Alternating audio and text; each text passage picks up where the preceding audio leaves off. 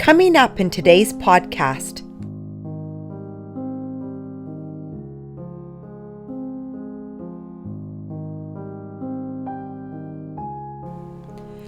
On November 29th, 2023, Sam Keast was found deceased at his workplace, hanging from this forklift truck with a green ratchet strap around his neck. Sam was just 27, a carpenter employed by Whanganui, New Zealand business Playground Centre Limited. The business is owned and run by a wealthy Plymouth Brethren Christian Church family, the Filleuls. The two directors of the business are CEO Simon and his father Dennis. Simon and Dennis Filleul are both representatives of the Brethren's Rapid Relief Team charity. On November the 22nd, 2023, just 1 week before Sam died, the Rapid Relief Team published an article proclaiming their support for the mental health of construction workers. Here's what it says. It's a disturbing reality that every day we lose 2 construction workers to suicide. The demands of the industry make it a difficult one to work in, with it being notoriously challenging both physically and mentally. The long hours, tight deadlines, time away from family, lack of job security, and high-risk environments being only a few of the factors contributing to the challenges faced by hard-hat workers on a daily basis. Data shows that those in the industry are nearly 4 times more likely to take their own lives than workers in other sectors. RRT's Construction Community Connect campaign was fabricated out of our desire to help make a difference to the lives of those in the industry. 10 years previously, after decades of public notoriety and scandal, the exclusive brethren were threatened with losing their charitable status. In desperation, they hired top public relations experts and rebranded as the Plymouth Brethren Christian Church with a shiny new slogan, Compassion in Action. The Rapid Relief Team charity, RRT, was the centerpiece of their new identity. In this investigative podcast, we take a can opener to the shiny, polished face of the Plymouth Brethren and expose both the deep hypocrisy of the cult and Playground Centre's cruel exploitation of a good and loyal employee, Sam Keast. Follow along with us as we show with extensive documentary evidence how Simon Filleul, a Plymouth Brethren elder and Rapid Relief Team spokesman, literally worked Sam Keast to death. Welcome to the Get a Life podcast. Explore survivor stories. Uncover the hidden truths.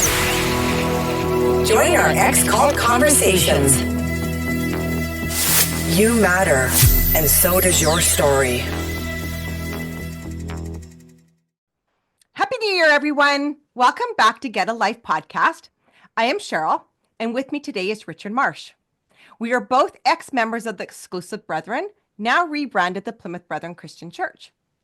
We have 4 very special guests joining us today, and we bring you a story that is both heartbreaking and deeply troubling. This podcast touches on a very sensitive subject, but one that we feel needs to be opened up. Viewer discretion is advised. Sam Keast was a dedicated worker, sent across borders to build a new division for his Plymouth Brethren Christian Church employer, Simon Filleul. Sam was alone, under immense pressure, and ultimately overwhelmed. A year ago, his family's world was shattered when Sam was found deceased at the Plymouth Brethren Christian Church workplace in Melbourne. Despite the tragic circumstances, WorkSafe wasn't informed by the employer, only the police were. Now, as WorkSafe investigates at a painfully slow pace, questions remain unanswered about the role his employer played in Sam's death. Joining us today are Sam's sister, Serena, their father and mother, Harley and Ray, and Tristram, who is a 2019 co-founder and current editor of a legal think tank that researches and reports on employment law and occasionally anti-money laundering. Sounds like, Tristram, you could have an endless supply of stories if you stuck with us. Serena, Harley and Ray, and Tristram will share Sam's story, his life, his struggles, and what they believe led to his tragic end. Welcome, everyone. I know that this is a very hard podcast to do, and every ex-member of the Plymouth Brethren Christian Church send their deepest sympathies for the tragedy that occurred here. We can't change the outcome, but we sure as hell can raise some noise and awareness of this incessant issue that happens within this cult. We have an incredible amount of receipts here, including voice messages, Sam's last search on workplace negligence, news articles, and we have had many complaints over the years brought our way from insiders and non-community members on the way some of the Plymouth Brethren Christian Church handle their workload and commitments. I want to start off by you guys telling us a little bit about Sam's background first. When did he first start working for the Plymouth Brethren Christian Church company? Hi, Cheryl. Sam started working for them back in May 2018. He did a carpentry course at Polytech, and either through that he got contact with the company, or he just answered an ad. I'm not quite sure. They called him a playground technician. I'm not entirely sure what that is. I think just a general factory worker. Mm-hmm. I think he explained himself as like a hammer hand just on the floor doing whatever labour needed to be done. Yeah. Yeah, and woods and dispatch and general. Yeah. Yeah. I'm not sure of the sequence. He was either a general hand on the floor first and then went to dispatch, or the other way around. And is basically building large play structures and playground equipment such as goes in public parks and schools. And what sort of age was he then? Gonna do some quick maths. What's that, 8 years ago? 19, 20. He was 19, okay. So this was, one of his first jobs. Yeah. Prior to that, he'd been down in Wellington,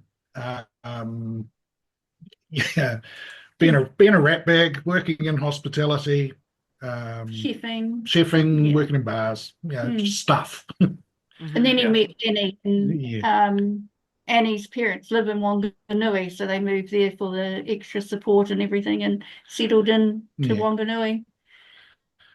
And so they had a couple of wild years, and then they settled into proper employment, and as I say, did this course and then got the job, and was going from there.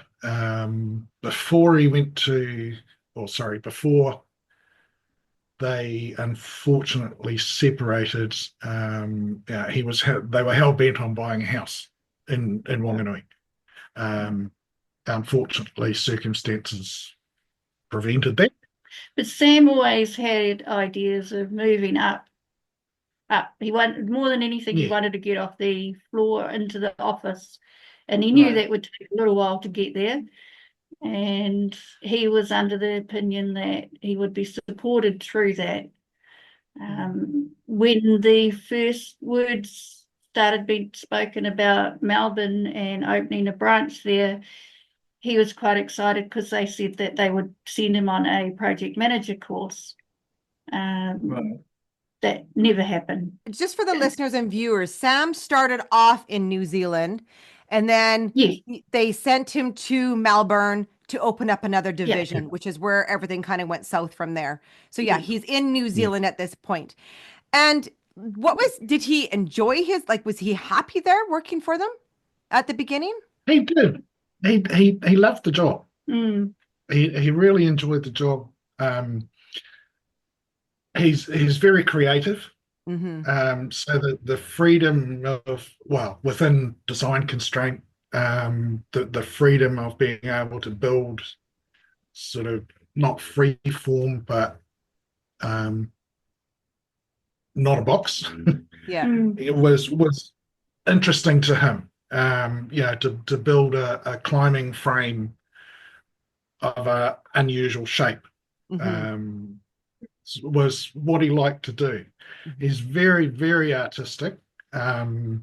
He actually started, even when he was at school, he was heavily involved in the Warhammer miniature. I've got one of his little miniatures models, here that sits with me in my office. Like Dungeons and Dragons sort of idea. And he would sit for hours painting these things that are no more than an inch tall, and he would paint them in a very intricate detail. Mm. He actually started a club in Whanganui for this Warhammer thing where they do, they play tabletop battles. Yeah. And yeah, that's the level of artistic ability that he had, and that led into what he was doing. The play, as I say, the playground stuff. He wasn't just building boxes and things. It was all sort of creative and imaginative. And big. So they were not tiny. They were massive. Massive tree houses. Yeah. Yeah. They've actually just installed one here in Tauranga, and I believe the main structure is something like 3 stories high. Wow.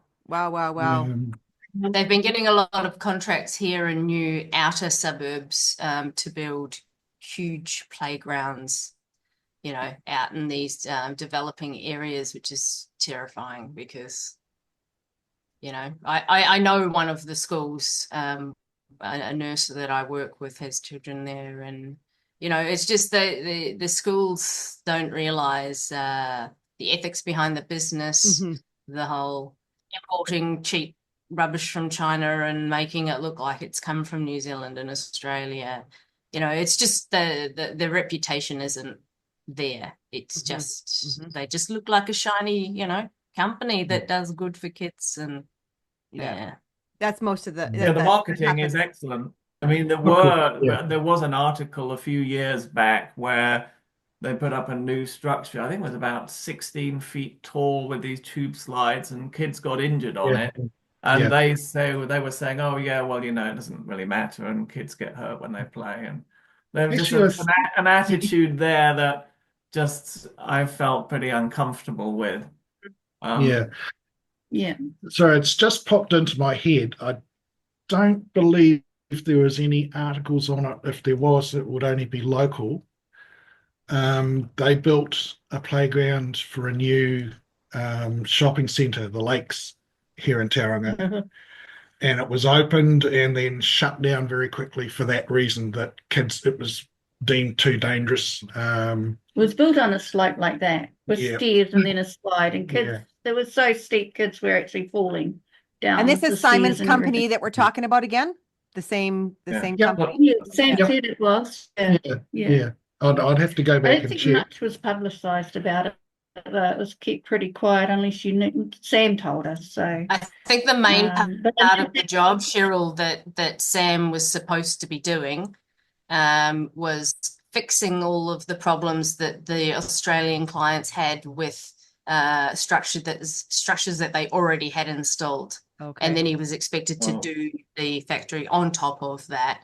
And the distances that he was having to travel, going from one suburb to another here in Melbourne is, you can be driving for an hour as opposed to Tauranga, you're driving 15 minutes. So these people have no idea what they're asking of him when they say, oh, can you just pop out to Wheelers Hill and check out this, ducky piece of equipment. And then he was being asked to do things he wasn't qualified to do, like fixing water pumps and things as well. It was just, whatever they needed doing, that was his job. And he was their only representative in Australia. So the only, and the office woman in the New Zealand branch acknowledged that and tried to make sure that he was looked after, but let's step back a little bit. I just want to lay this out for the listeners and viewers so they know that they can follow along with what we're talking about. So Sam starts off in New Zealand, right?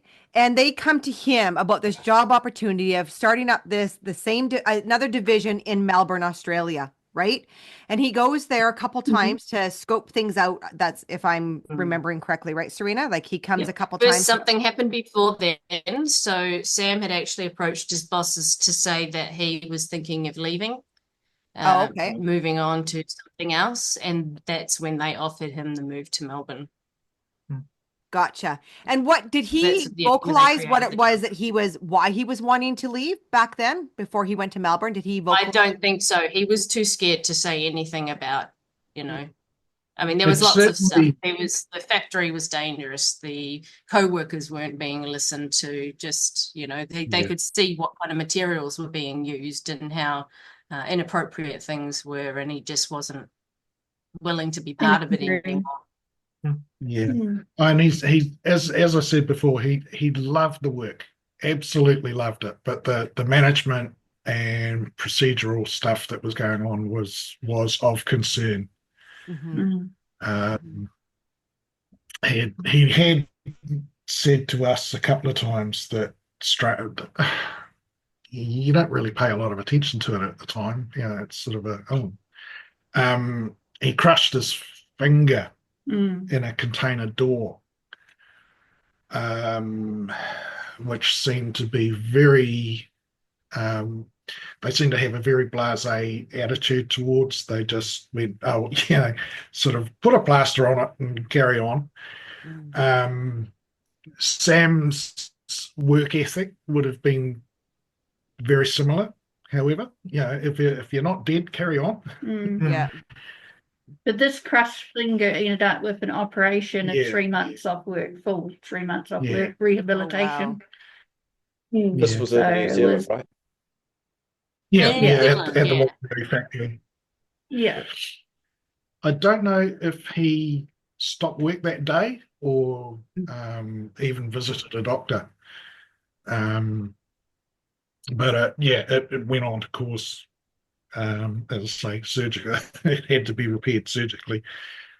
Wow. So he was off work for 3 months on ECC, did you say?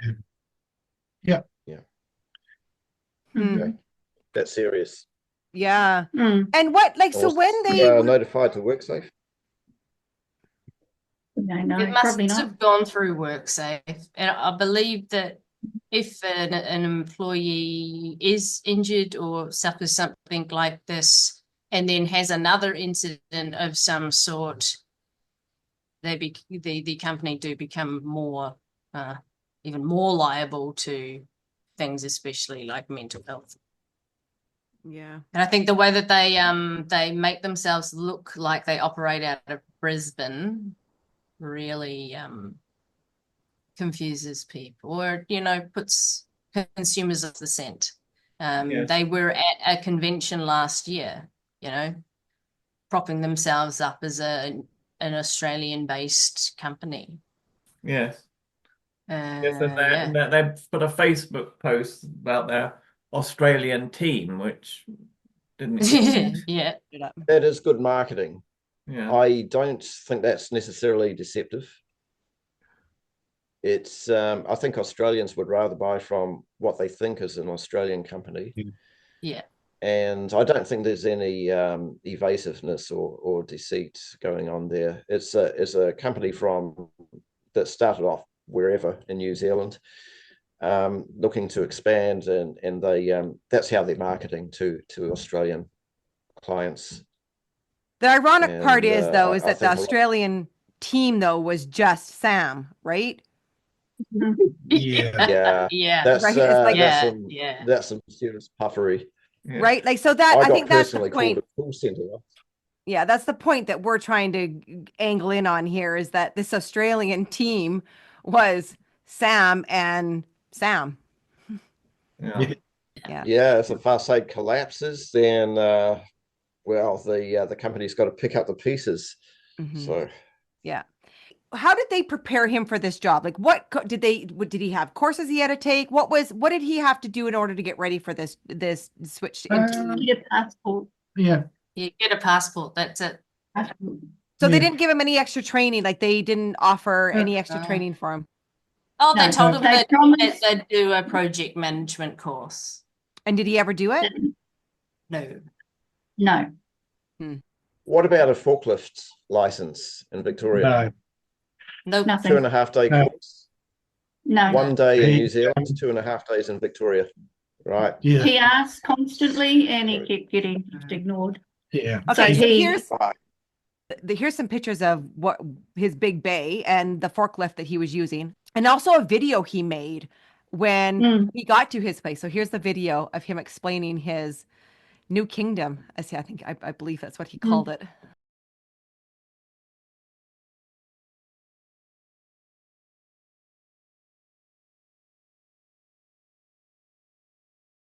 Check it out, it's my factory. Right in there. It's also my car. It's kind of shit. Should have been a double cab, but oh well. Boss decided to be stingy about it.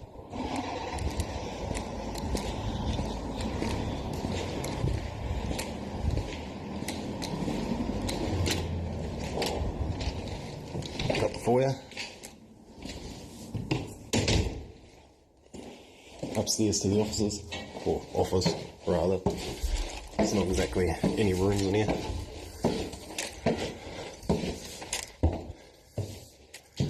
Just one big floor. That's what I'll be doing in the first week, setting up the computers and all that. Good old smoker room. If I can find the fucking light. There's sort out a fridge.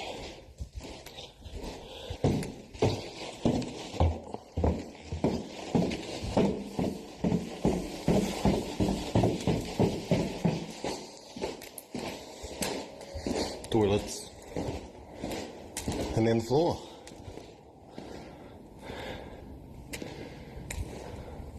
Welcome to my kingdom. Got a bit of setting up to do, but yeah. Big old factory. Yeah. Yeah. Oh, he was very proud. Very, very proud. Very. Yeah. You can hear it in his voice. Yeah, you very much can hear it in his It's a voice. huge day for him. Yeah, exactly. So let's go on. So he gets to Melbourne. How did his whole accommodations arrangement go for him? Like, did they find him a place to live, or did he have to do that? So earlier on, he had been over for 2 secondments, and he was put in accommodation close to whatever factory he was going to be working in. So I think he did one in the eastern suburbs and one in the western suburbs, and they would put him and his colleague, there would always be 2 of them. They would come into the airport, they'd get a hire ute, and then that ute, they'd transfer themselves over to wherever they were staying, which was always, a cheap motel near the work site. They got a meal allowance, and that was it, really. They went to work. They basically worked, 12-hour days. They worked as much as they could to be able to get the work done in the 2-week time frame they were given, because there was absolutely no way anything was going to get extended. So he did that during the weeks. He got completely exhausted, and then the weekends I'd go and pick him up and bring him back to my place, and he'd we'd do Melbourne life, and he'd go out and explore the inner suburbs, and go out to club nights and meet new friends. And he was so excited. This was the first time he'd ever experienced something like this. It's a bit like Wellington, where he spent a lot of his younger adult time. He loved the alternative lifestyle. He's a bit of a bohemian, and Melbourne's inner suburbs really suited him. He had amazing conversations with my son Taika. They're both, Sam and Taika, were neurodivergent, and they struck up this amazing friendship, and that was about it. So when he got here for his permanent stay, they had packed up all of his belongings into a couple of shipping containers. Oh no, one shipping container. So they shared it. They put tools and whatever else the business needed, and then they also threw in a bunch of Sam's personal belongings, because he was moving over permanently. That got held up along the way somewhere.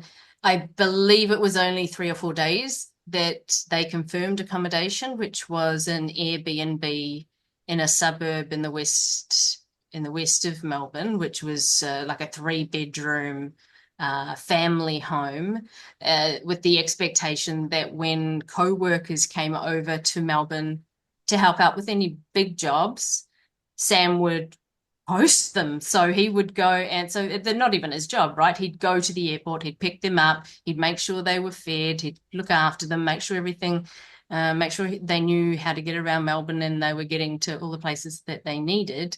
And then he'd clean up after them and drop them back off at the airport, and off they went, and he was stuck at the Airbnb, continuing his usual day-to-day drag, whatever that was. He was in that accommodation for maybe 2 months total before the family got back from their holiday. I guess of note is this area of Melbourne, very industrial. It's sort of separated into industrial factories and then big, huge multi-generational homes. We have a lot of Indian and Chinese families who have, say, 3 generations living in one home. That's the kind of thing that Sam was living in.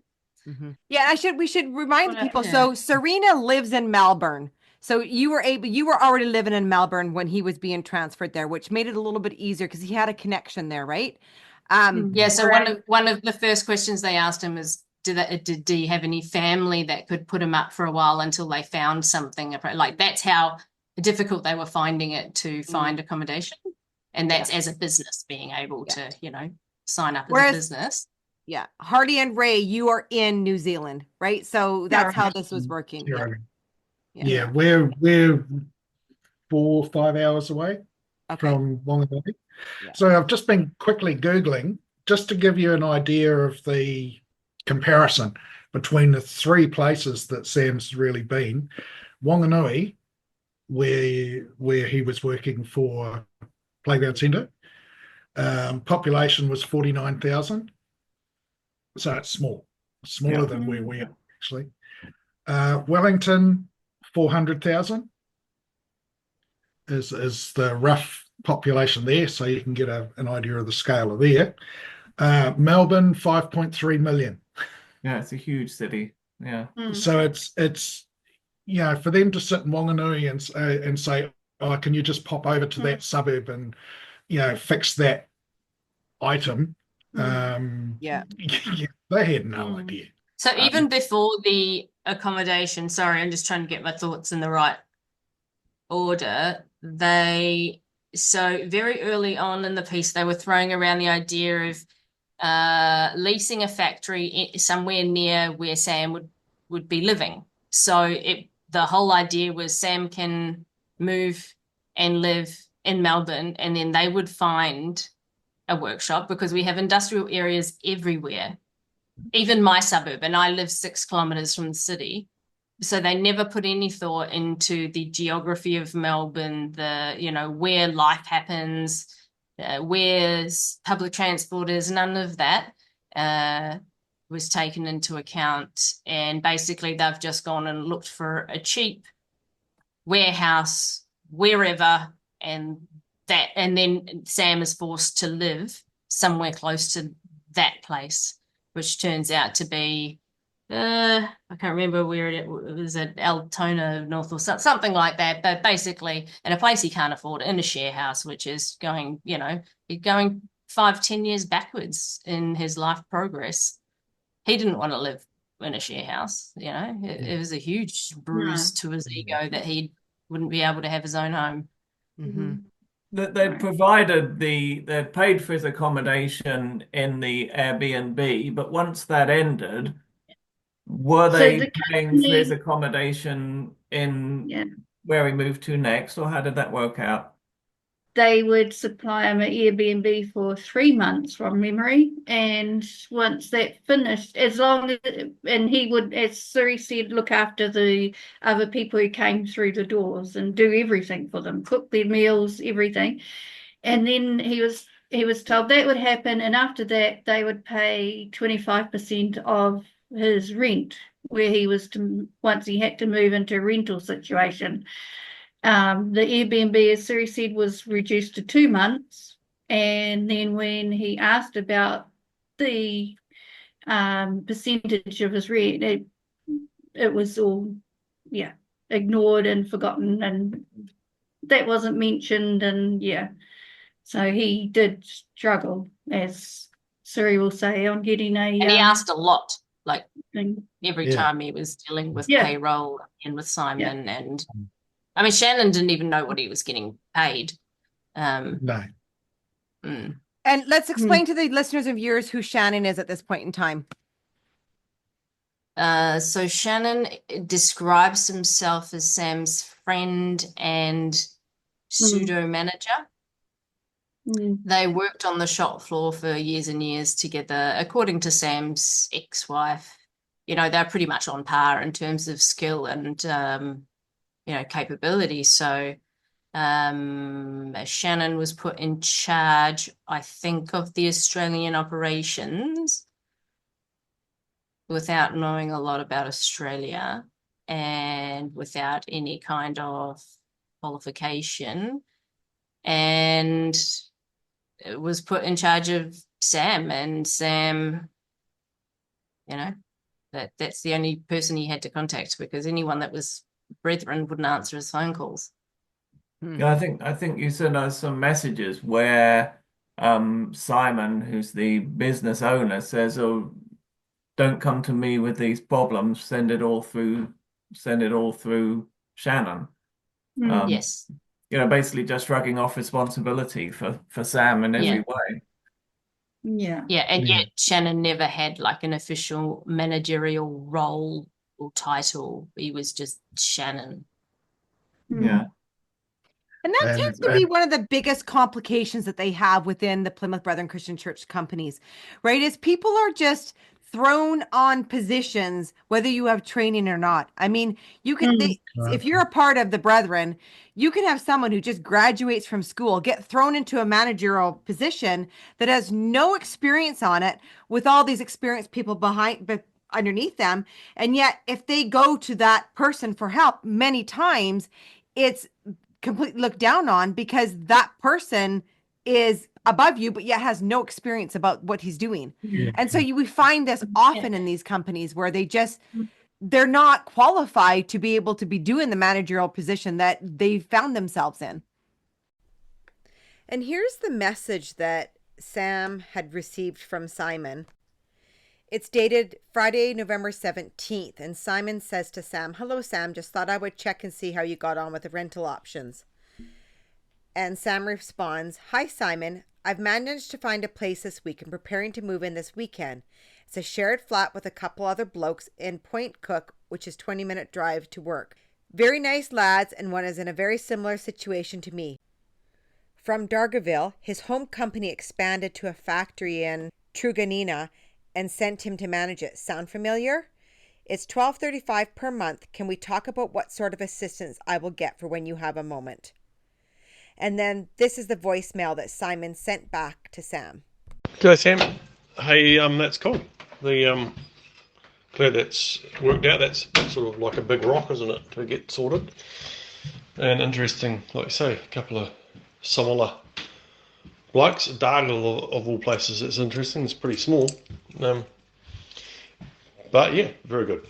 Hey, and then your question, Jonah, it's probably easiest if you keep channeling through Shannon all this sort of info, like I say, what we can assist you with or not, and then if you use him as your direct report, well, then he can chat to me. Obviously, makes it's easier too, isn't it? But is that all right? And then we can work through it. Cheers, Sam. Have a great day, mate. How do you effectively manage something like factory work for a brand new factory that hasn't even been checked over and set up properly? How do you set that? How do you supervise that? How do you make sure that's safe? And I want to reiterate again that he did not have his forklift training. They did not get that for him, even when he was asking for it.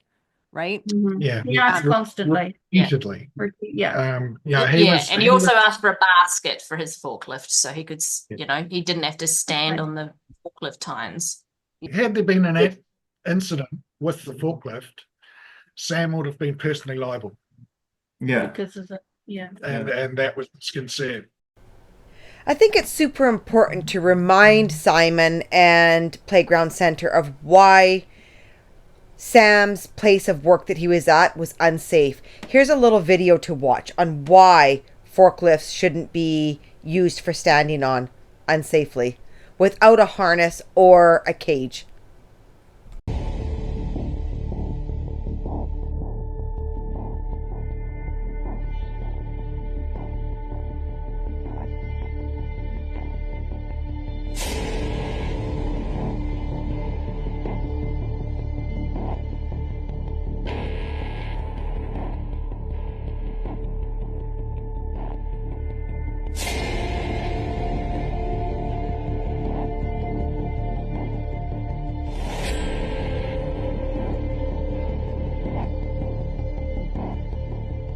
Yeah, there's every company has a person in charge of a business undertaking under the Health and Safety at Work Act 2015. Now, the New Zealand Health and Safety at Work Act 2015 is very close to the Australian legislation, and it came out of the Pike River mine disaster where there was an explosion and 29 miners died. That was in 2010. And the CEO at the time skipped accountability. He fled to Australia, so he was out of reach of WorkSafe. And so the Health and Safety at Work Act 2015 puts more responsibility on a person in charge of a business undertaking. So I had a look at the Companies Office website of Urban Effects and Playground Centre, and they both have two directors, Dennis Filleul and Simon Filleul. So they are the directors, with whatever the fancy titles they want to give themselves, like CEO. They're the directors, they're the persons in charge of a business undertaking. They're responsible ultimately for the health and safety of their employees. And if Simon is fobbing off, some serious concerns expressed by Sam to someone who's no more qualified than he is, then that's a serious breach. And there's signs of that, and the fact that Sam didn't have a forklift. I understand he had a license to drive in New Zealand, so that's a bit of that's a no-brainer. If he's working in Whanganui and he's driving a forklift a few times a week, then if the company sent him on a one-day course and he got his license and they have to pay an annual fee and a refresher, that's the cost of doing business, and they're getting good value for money because he's the driver. Maybe not the only driver, but it's a no-brainer. But then he goes across to Australia, and that requires, to get a license, requires a 2.5-day course, and that's the cost of doing business in Australia. And if Playground Centre had planned to set up shop in Melbourne, they should have just accepted the cost and sent him on that course. They failed to do that. That's a serious breach. They exposed Sam to, if he'd been caught, or if WorkSafe had turned up, they could have slapped him with a $3,000 fine. He was going to pay for that. Do you think Playground Centre would have bailed him out? I suspect not. He would have probably had to borrow off Serena. So, so that was his biggest concern. Now, he did go and get his driver's license. He was in possession of a Victoria driver's license, as opposed to an international or just doing nothing. You've got a 3-month grace period. He knew he didn't need to do his driver's license straight away, but he chose to because he wanted to explore and get around. Very wealthy, like things done. Yeah. But the company didn't help him do that. They didn't allow him time to have any breathing space. He flew to Melbourne for the last time and had to start work straight away on the Monday or whatever it was. There was no time allowed to go and get his license, to open a bank account, to do any of life's little chores. There was no orientation time at all. What he needed to do. They didn't guide him through all that. Obviously, they didn't know. There was just he turned up to the empty factory that's shown in the video, down to computers in a corner that he was expecting. Lawn chairs. Yeah, I saw there was 2 lawn chairs. Yeah. And he was expected to set up the whole office and get that up and running and do everything involved in an office, all the paperwork and everything else. No training at all, as well as the workshop and then going out on site. And one thing that Tristan may be able to comment on further is it just sort of dawned on me in the past week in regards to health and safety. is in all the photos and videos that Sam sent me, I cannot recall seeing any signage in regards to health and safety. Now, I know, it's here, it's, you have to wear this, you have to do that, you can't go over here, don't drink that, it's poisonous. Yeah. There was absolutely nothing on any wall, any surface, anywhere. I think their idea Okay. health and safety for Sam was telling him where the nearest medical centre was. No, he was told to go and find out one. Yeah, he He was was told to told to go do it and find himself. the nearest Wow. medical centre. Yeah. He Yeah, I wasn't think we've told. got a That's some recording of serious that negligence. Yeah. message. Yeah, so Yes. here's the recording of that message, so you understand what they're talking about. Yeah, telling him to find where the nearest medical center is in case he hurt himself. No, that's good, Sam. Yep, you need to suss out those things. Also, it might be worth sussing out where the nearest medical centre is too. Just a bit of forward thinking, for instance, when at some stage if you need to make a doctor's appointment, or if there was if you did have an accident of some type, so just so you know roughly where to go, would be probably worthwhile at some stage. Cheers, Sam. Have a good day. Enjoy the settling in. You're probably scared of the bosses. Yeah. Yeah. Well, they much all so. were. Yeah. Sam would mention that they would all watch what they said. Yeah. Watch. They knew never to mention union. Or overtime. They knew Oh, no, overtime. never Yeah, to that was the claim other. overtime. Yeah. Never. So 'Cause with it the was- pay slips that you sent me, Serena, like, did he work past those hours that he claimed? Oh, Yeah. yeah. Those are Yeah. completely fabricated. Yep.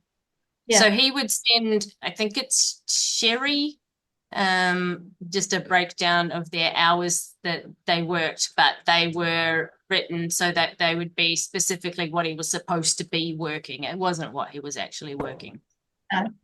He was I've got working messages saying that he's days. worked all weekend on Yeah. jobs, or have had to pull all-nighters to get stuff done. And did he get but paid extra they- for that? Did they No, comment? no, never. No way. They didn't want to He's know not about even it. allowed to document that he worked that long. No, he wasn't allowed to mention it or anything. Yeah, I'd be quite interested to know, within a reasonable margin, what hours he was actually working, whether that be on driving between sites, or doing admin work on computer, or driving a forklift. Yeah, I've been having to think about it over the last few months, and I think if we had access to the security system for the factory, we may be able to find out when he was entering and leaving. Yeah. Yeah, let's talk And about this. Let's talk about the surveillance that was supposed to go up and never ever did. Let's talk about this. Yeah, they told us there would be video surveillance. Well, Sam told us he was told because he was going to be on his own, they would put cameras around. So if anything happened, they'd see it on camera. So he was under the belief that someone had cameras and they were watching and they could see him. And just keeping an eye on him. And if anything did happen, he'd be able to wave and the camera would pick him up and someone would then know. They did admit further along, I think it was the night they found Sam, that the police said something about cameras and they said, oh no, they're not up and going yet. And this was 3 months plus after he'd been there. And there was one camera working, and it was in the reception area poking out. Yeah. Because that's how they picked up that Sam's ute hadn't been moved. Yeah. Okay. Yeah, that's what I just scuttled off just to try and find that. Yeah, that's the one camera, but for the workshop, and no, they said, oh no, that's not hooked up and working yet. Whether that's true or they just didn't want it, we don't know. If it even existed in the first place. Yeah, and this is just a little clip here from the investigation that went on. This is sentence number 23. Darcy was advised that the CCTV at the warehouse were not operational yet because they only recently commenced operations at this warehouse not long ago. Darcy is a relative of Simon's who found Sam's body. Sam was under the impression that the CCTV cameras were already up and operational. Yeah. I mean, just for the benefit of people who are listening to this podcast and not actually watching the video, if you can imagine a large kind of high bay factory floor where you're assembling structures out of telephone pole size pieces of wood. Yeah. Very heavy, very long pieces of wood to build up structures, maybe up to 2 or 3 stories tall in some cases. One person working on their own, using a forklift as a crane with a strap over the tine to lift these pieces of wood. I mean, just imagine how difficult that is for one person. They have to lift up one end of the piece of wood and then climb up on something, I don't know what, and bolt that on. And then they've got to go around the forklift and lift up the other end of the piece of wood and then try and go and attach that. You're working at heights, you're working with heavy machinery. There's huge potential for falls. There's huge potential to get your arm or your hand trapped. It almost looks impossible for one person to be doing that physically. I mean, it seems so illogical because it would have been so much more efficient to have 2 people working on a construction when you're moving pieces of timber of that size and weight, and then to not even have a man carrying basket on the forklift.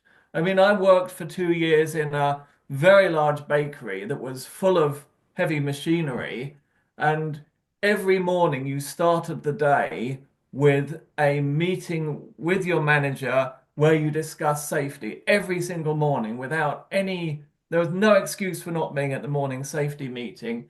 And they would go over every incident that had happened in that factory or in any of their other locations in Canada. Even if someone had just cut their finger, you would be told about it and told why and why it had happened.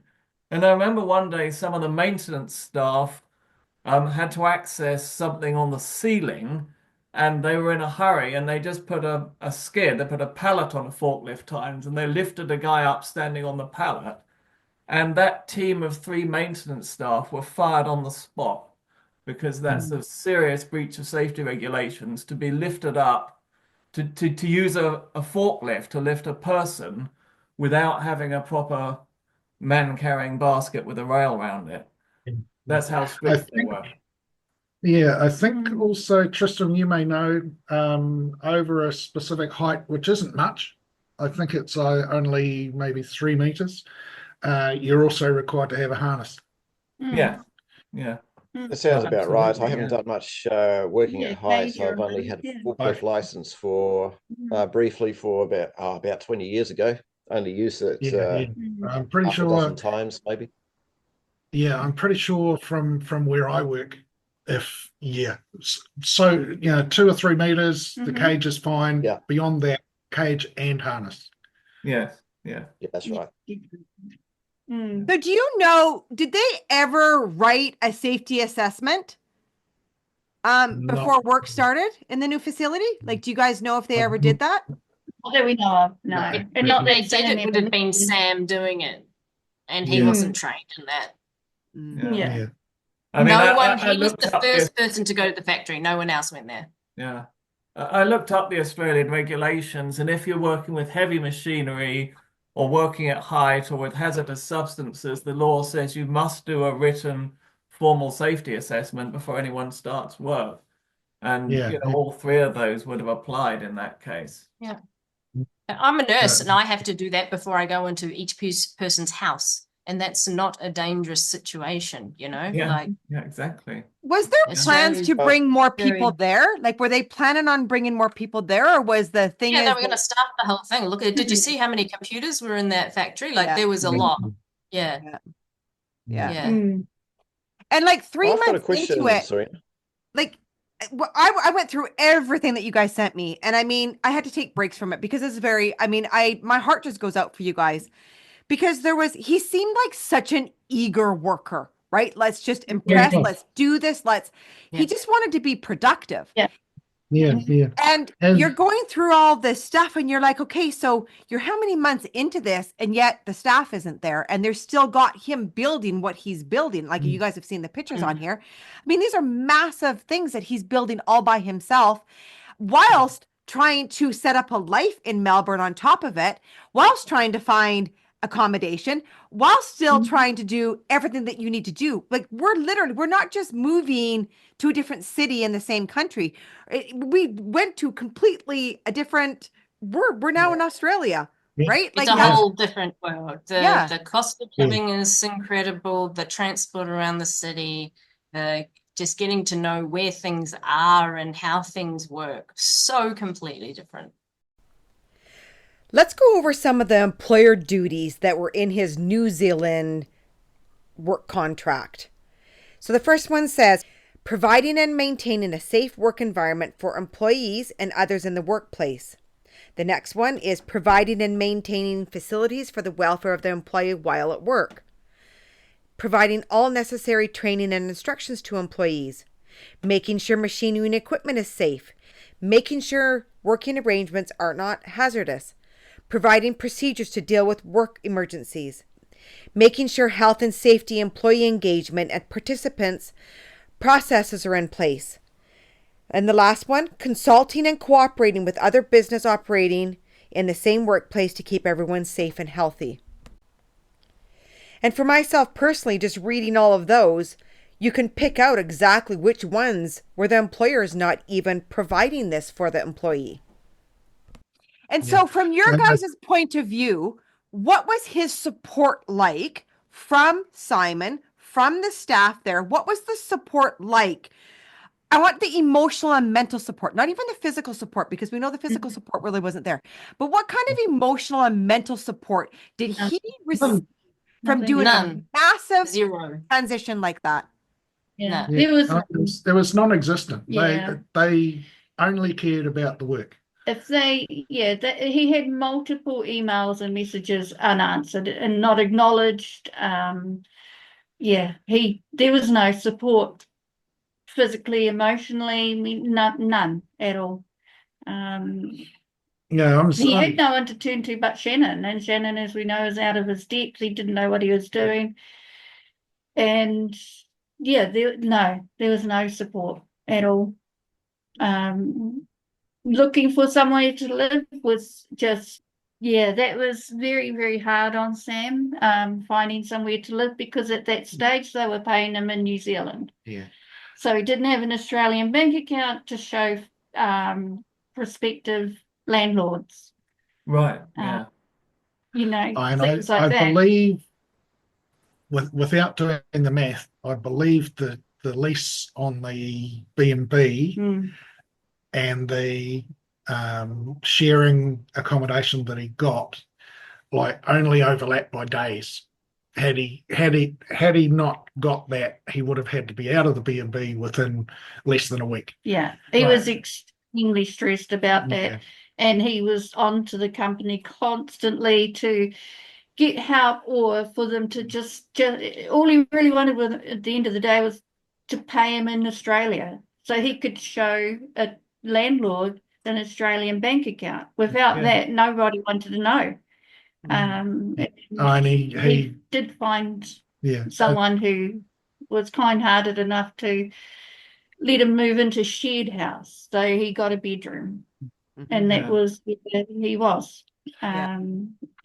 Surrey had to back him up a lot. Surrey had to give him the money for the bond. Yeah, the company. In my world, the company should have stacked that up. Fronted up with the bond for him. But I mean, for someone who's now effectively a manager running their whole Australian operations, it's a pretty low standard of living to be one bedroom in a shared house. You're sharing the bathroom, you're sharing the kitchen. Yeah.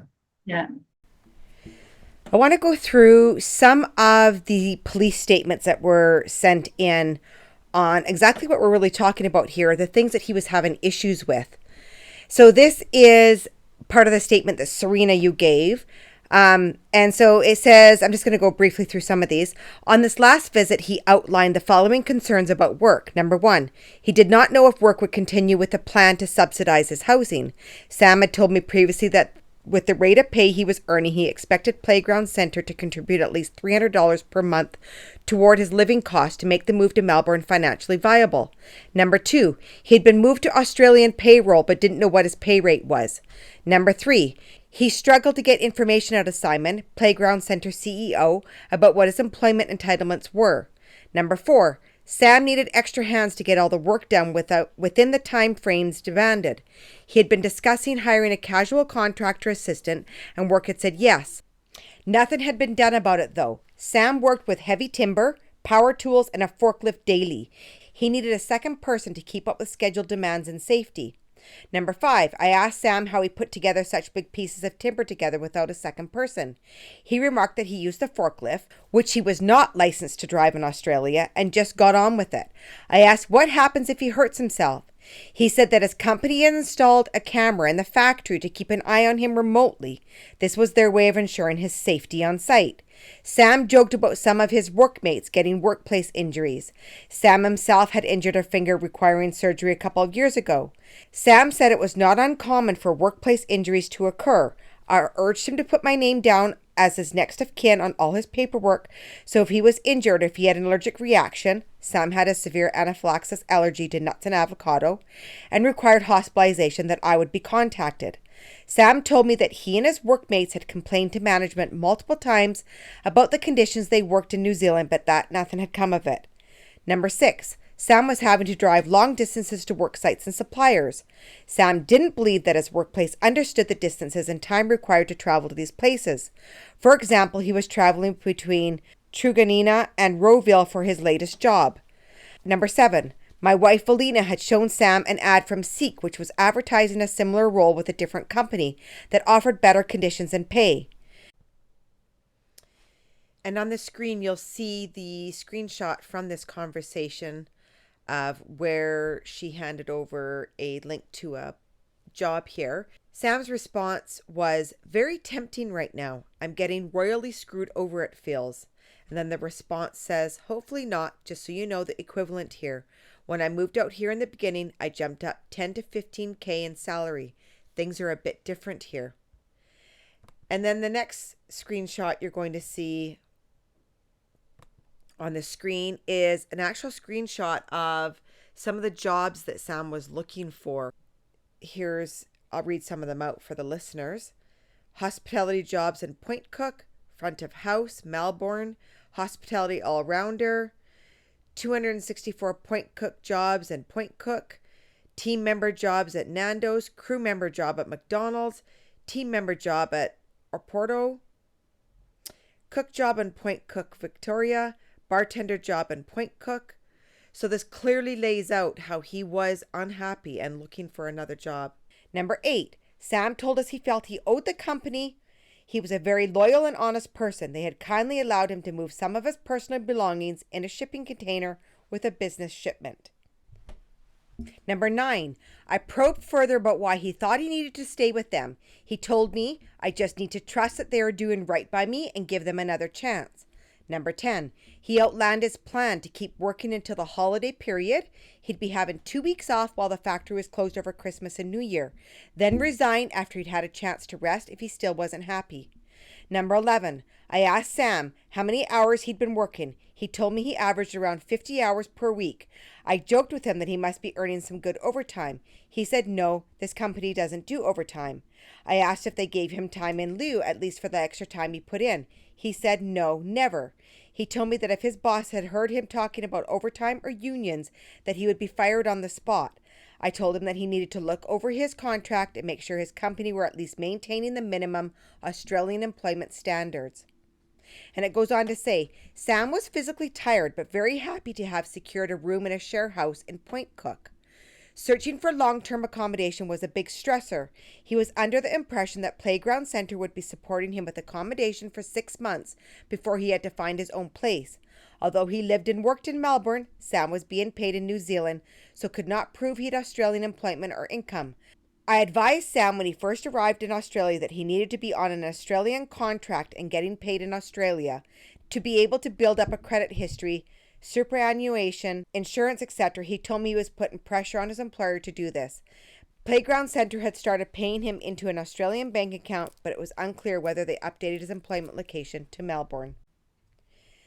And another extract from one of the police statements. Stressed with work, felt not being listened to, not financially reimbursed, overworked and not paid the hours he'd been working at overtime acknowledged, isolated in his workplace with nil offsider to assist despite asking for help, isolated and limited supports provided by his employer with relocating and setting up moving, initial accommodation found from his work, but Sam expressed some financial payment has, per their agreement, had not been made prior to moving. He had worked for his employer for 7 years, was a trusted employer.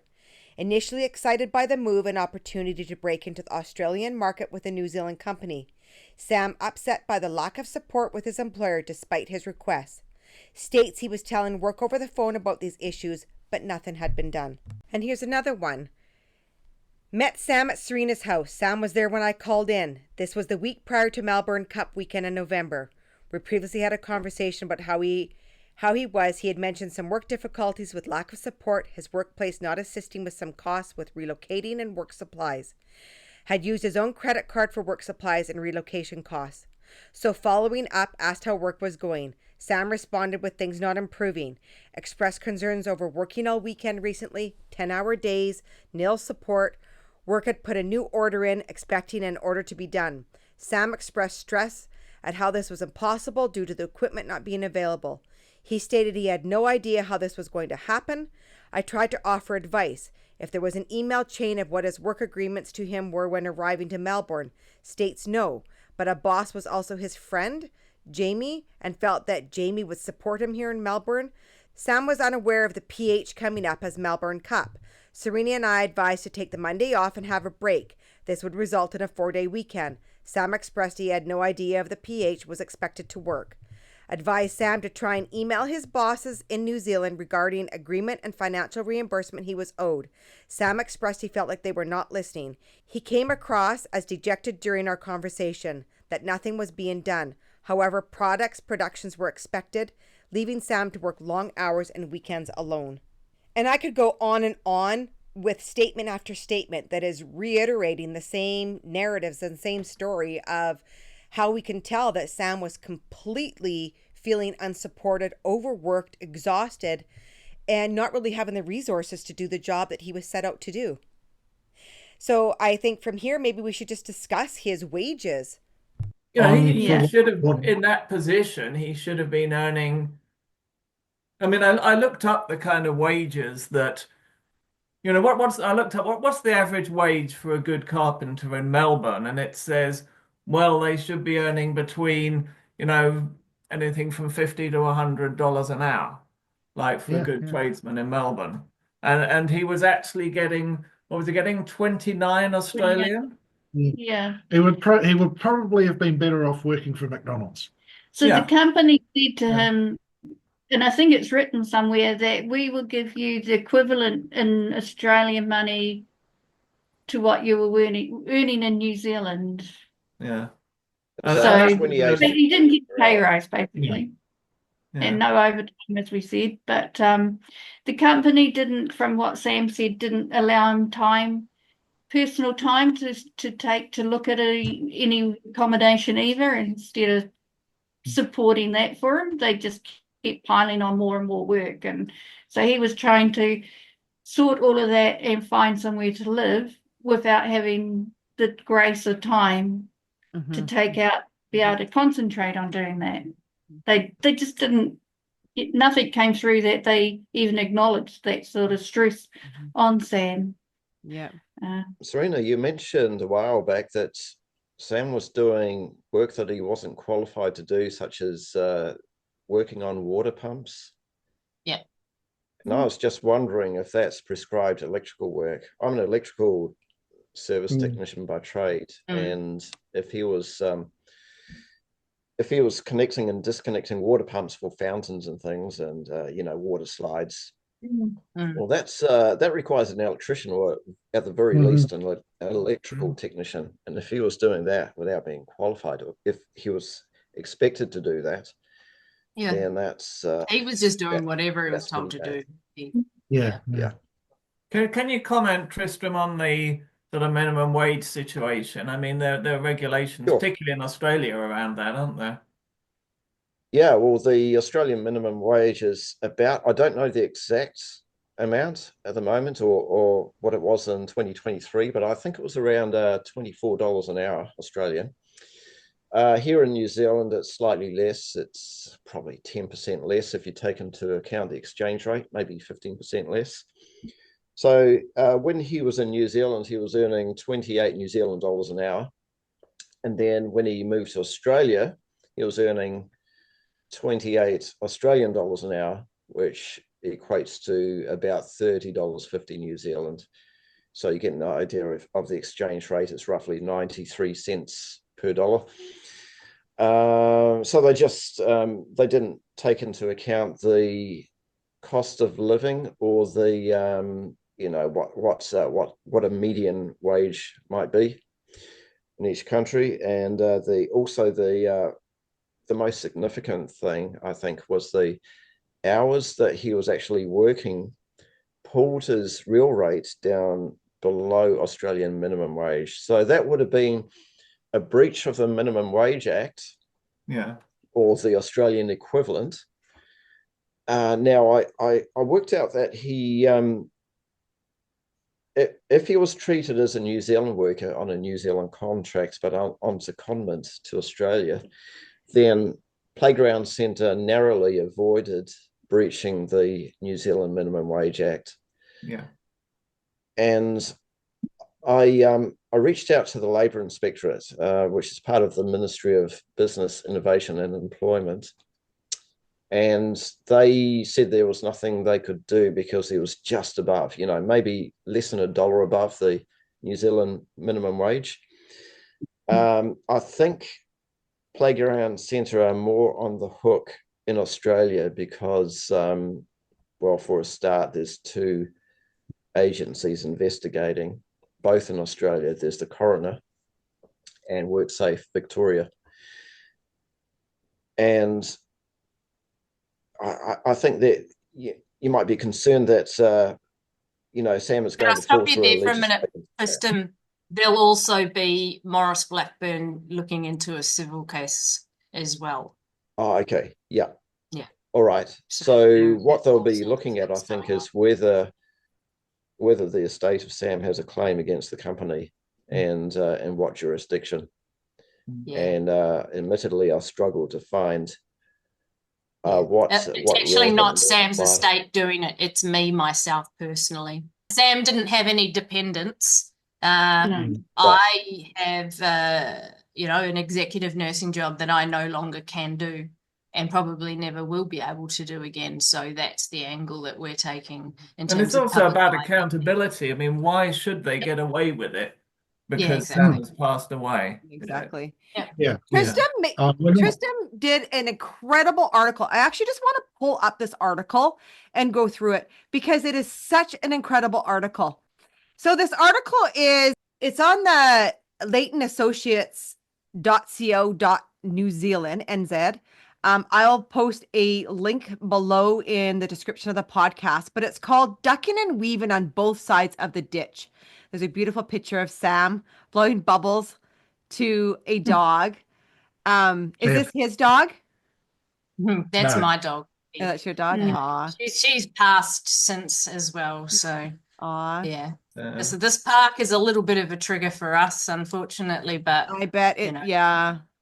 Tristram, if you can walk us through this article that you wrote, because you really were able to point out some of the things that when Richard and I were going and digging into all of this, you answered a lot of our questions. I'll tell you first how I learned about Sam.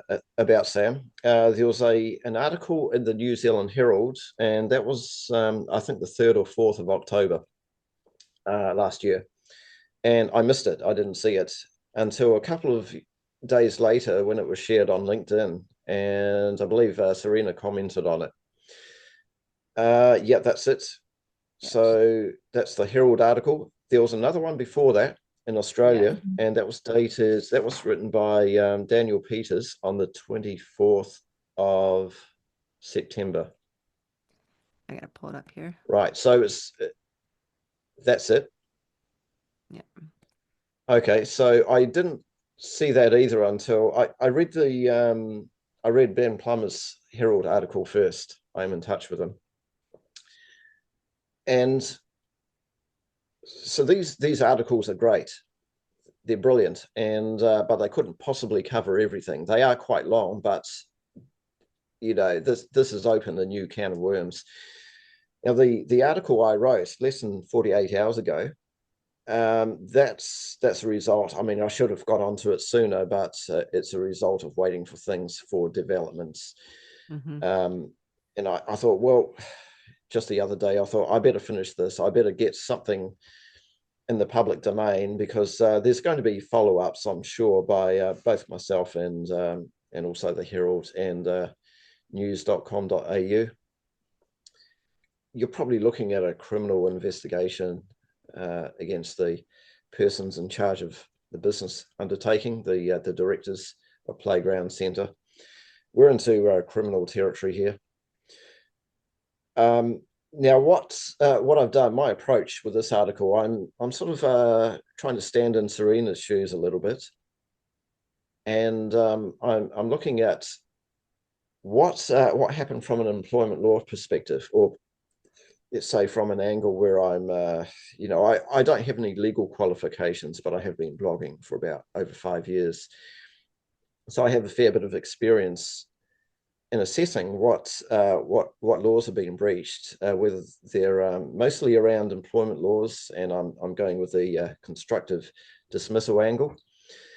So I'm thinking, late November, when Sam was just at the end of his tether, the best possible outcome at that time would have been for him to just quit his job, come back to New Zealand, go and see his lawyer, and raise a personal grievance claim for constructive dismissal.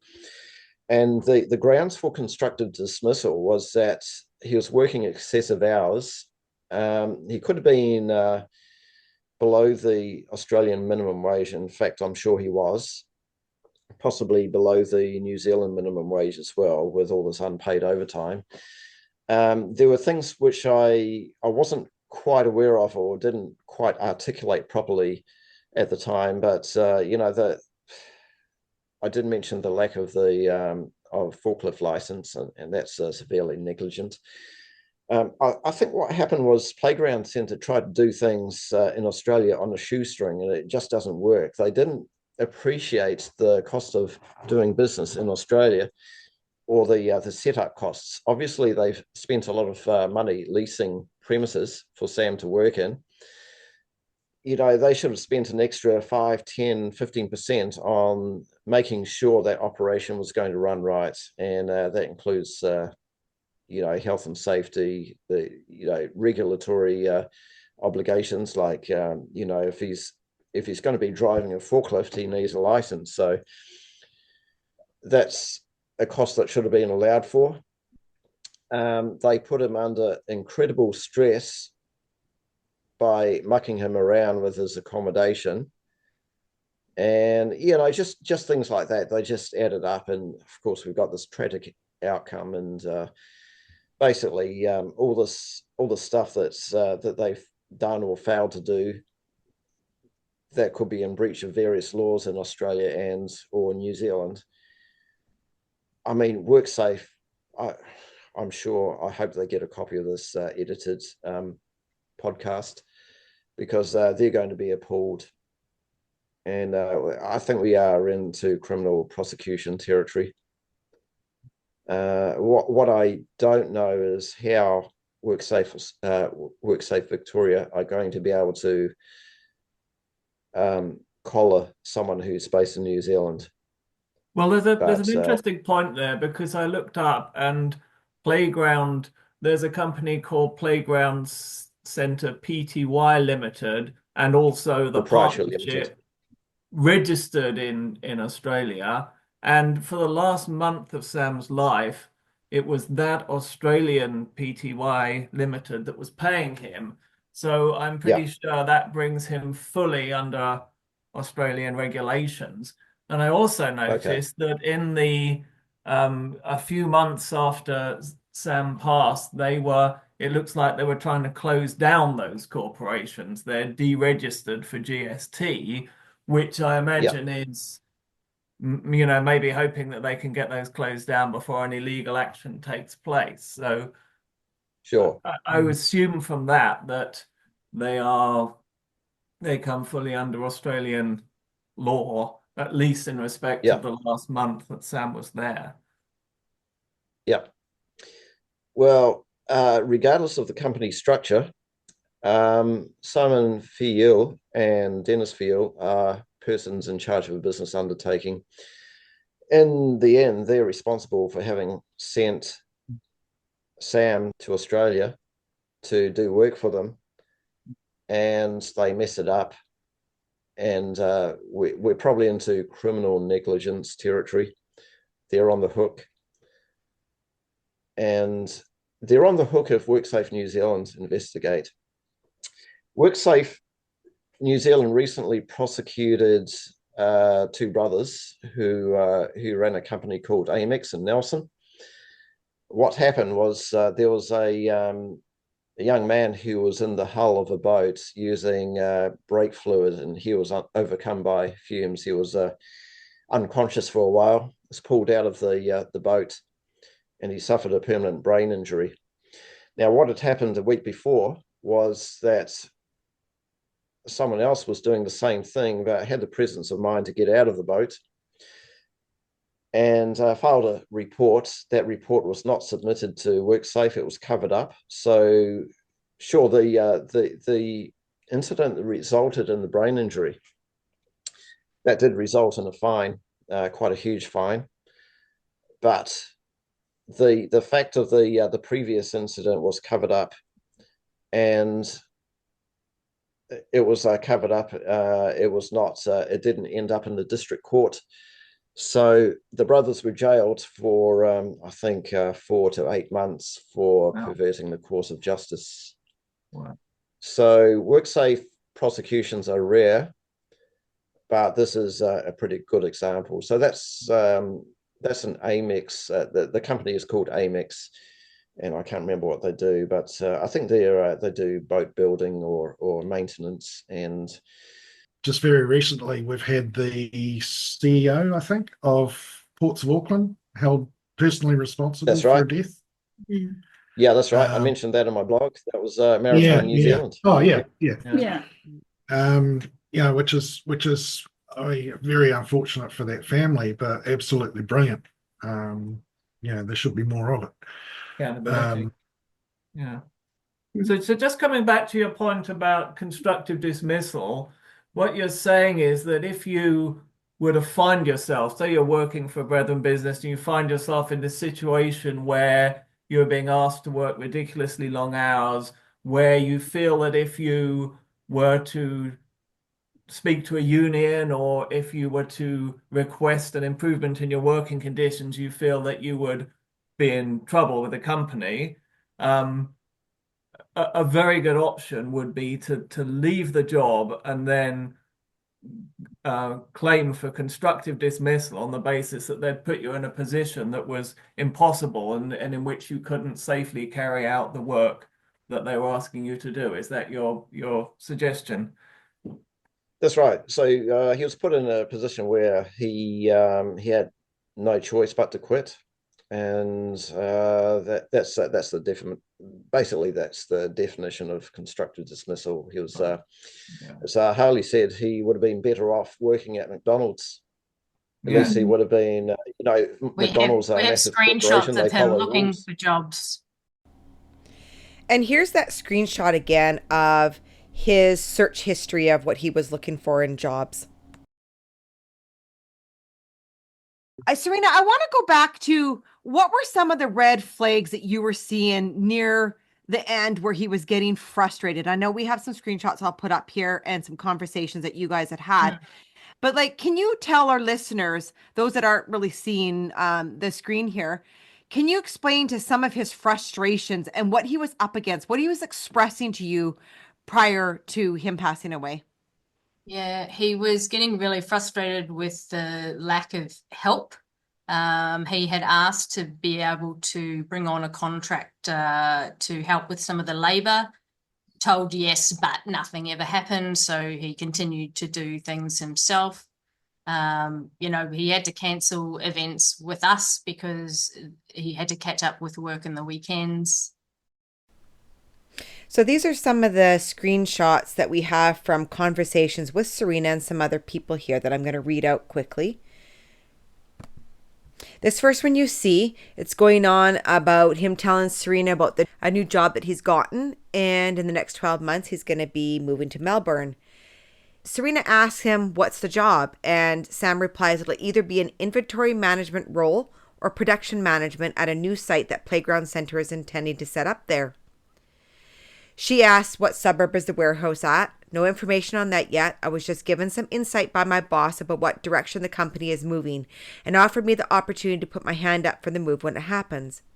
He talked me through it because I mentioned I was going to leave for another job early next year and they didn't want me to leave. And he goes on to say, and it sounds like once I'm up, I'm going to be doing a lot of traveling between Victoria and Western Australia, visiting sites, installers, and managing clients. It's a big jump from just banging a hammer. And then he goes on, they're looking at long-term accommodation and asked me if I had family or friends who could potentially house me in the short term. It's funny that they're giving him this grand, big promotion, but yet his pay wage didn't at all reflect what he was about to embark on. Another text says, that sounds like a great idea. I'm worried that I won't have enough time to catch up with everyone proper, but that would be awesome. And another text talking about, we've been doing some killer 12-hour days and we're both pretty over it. Haha. Another text while he's waiting for his boss. Serena asks him when his boss is expecting to arrive. He says, around now. We've been waiting around for the last hour. Should be here after a meeting or something. And another text here is from Sam. And Sam is saying, how's it going? I'm doing an extra day today at work just to keep things afloat on the fabricating side. The last week has been pretty hectic with most of my time taking still setting things up.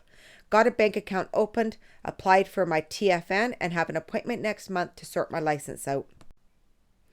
And this one says, maybe I skip a visit this weekend. Sunday I need to pick up another workmate from the airport and settle him in. Vague plans for next week instead?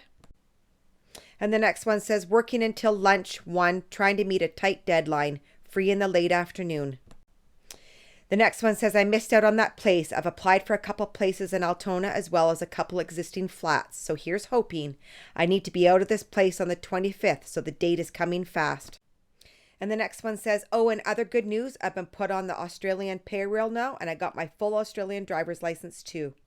And it goes on to say, it was a lot of hassle putting pressure on upper management, but it finally got done.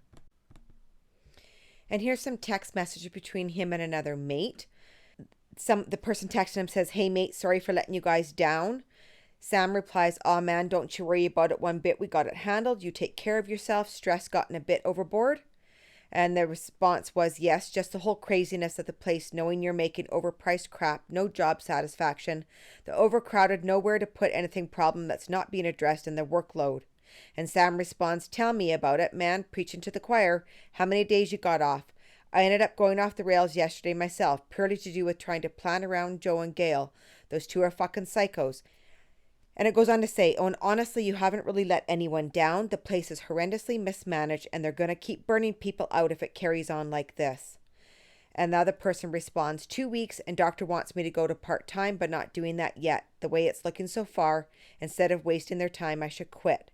And Sam responds, coming from my experience asking about part-time, Simon just shuts the idea down. It would be a shame to lose you. You're like the most fun. I'm definitely leaving next year anyway, regardless of what happens with this job. Pretty over it. Another person responds, yep, I think I tried to do the 100 out of 100 thing and started to care too much.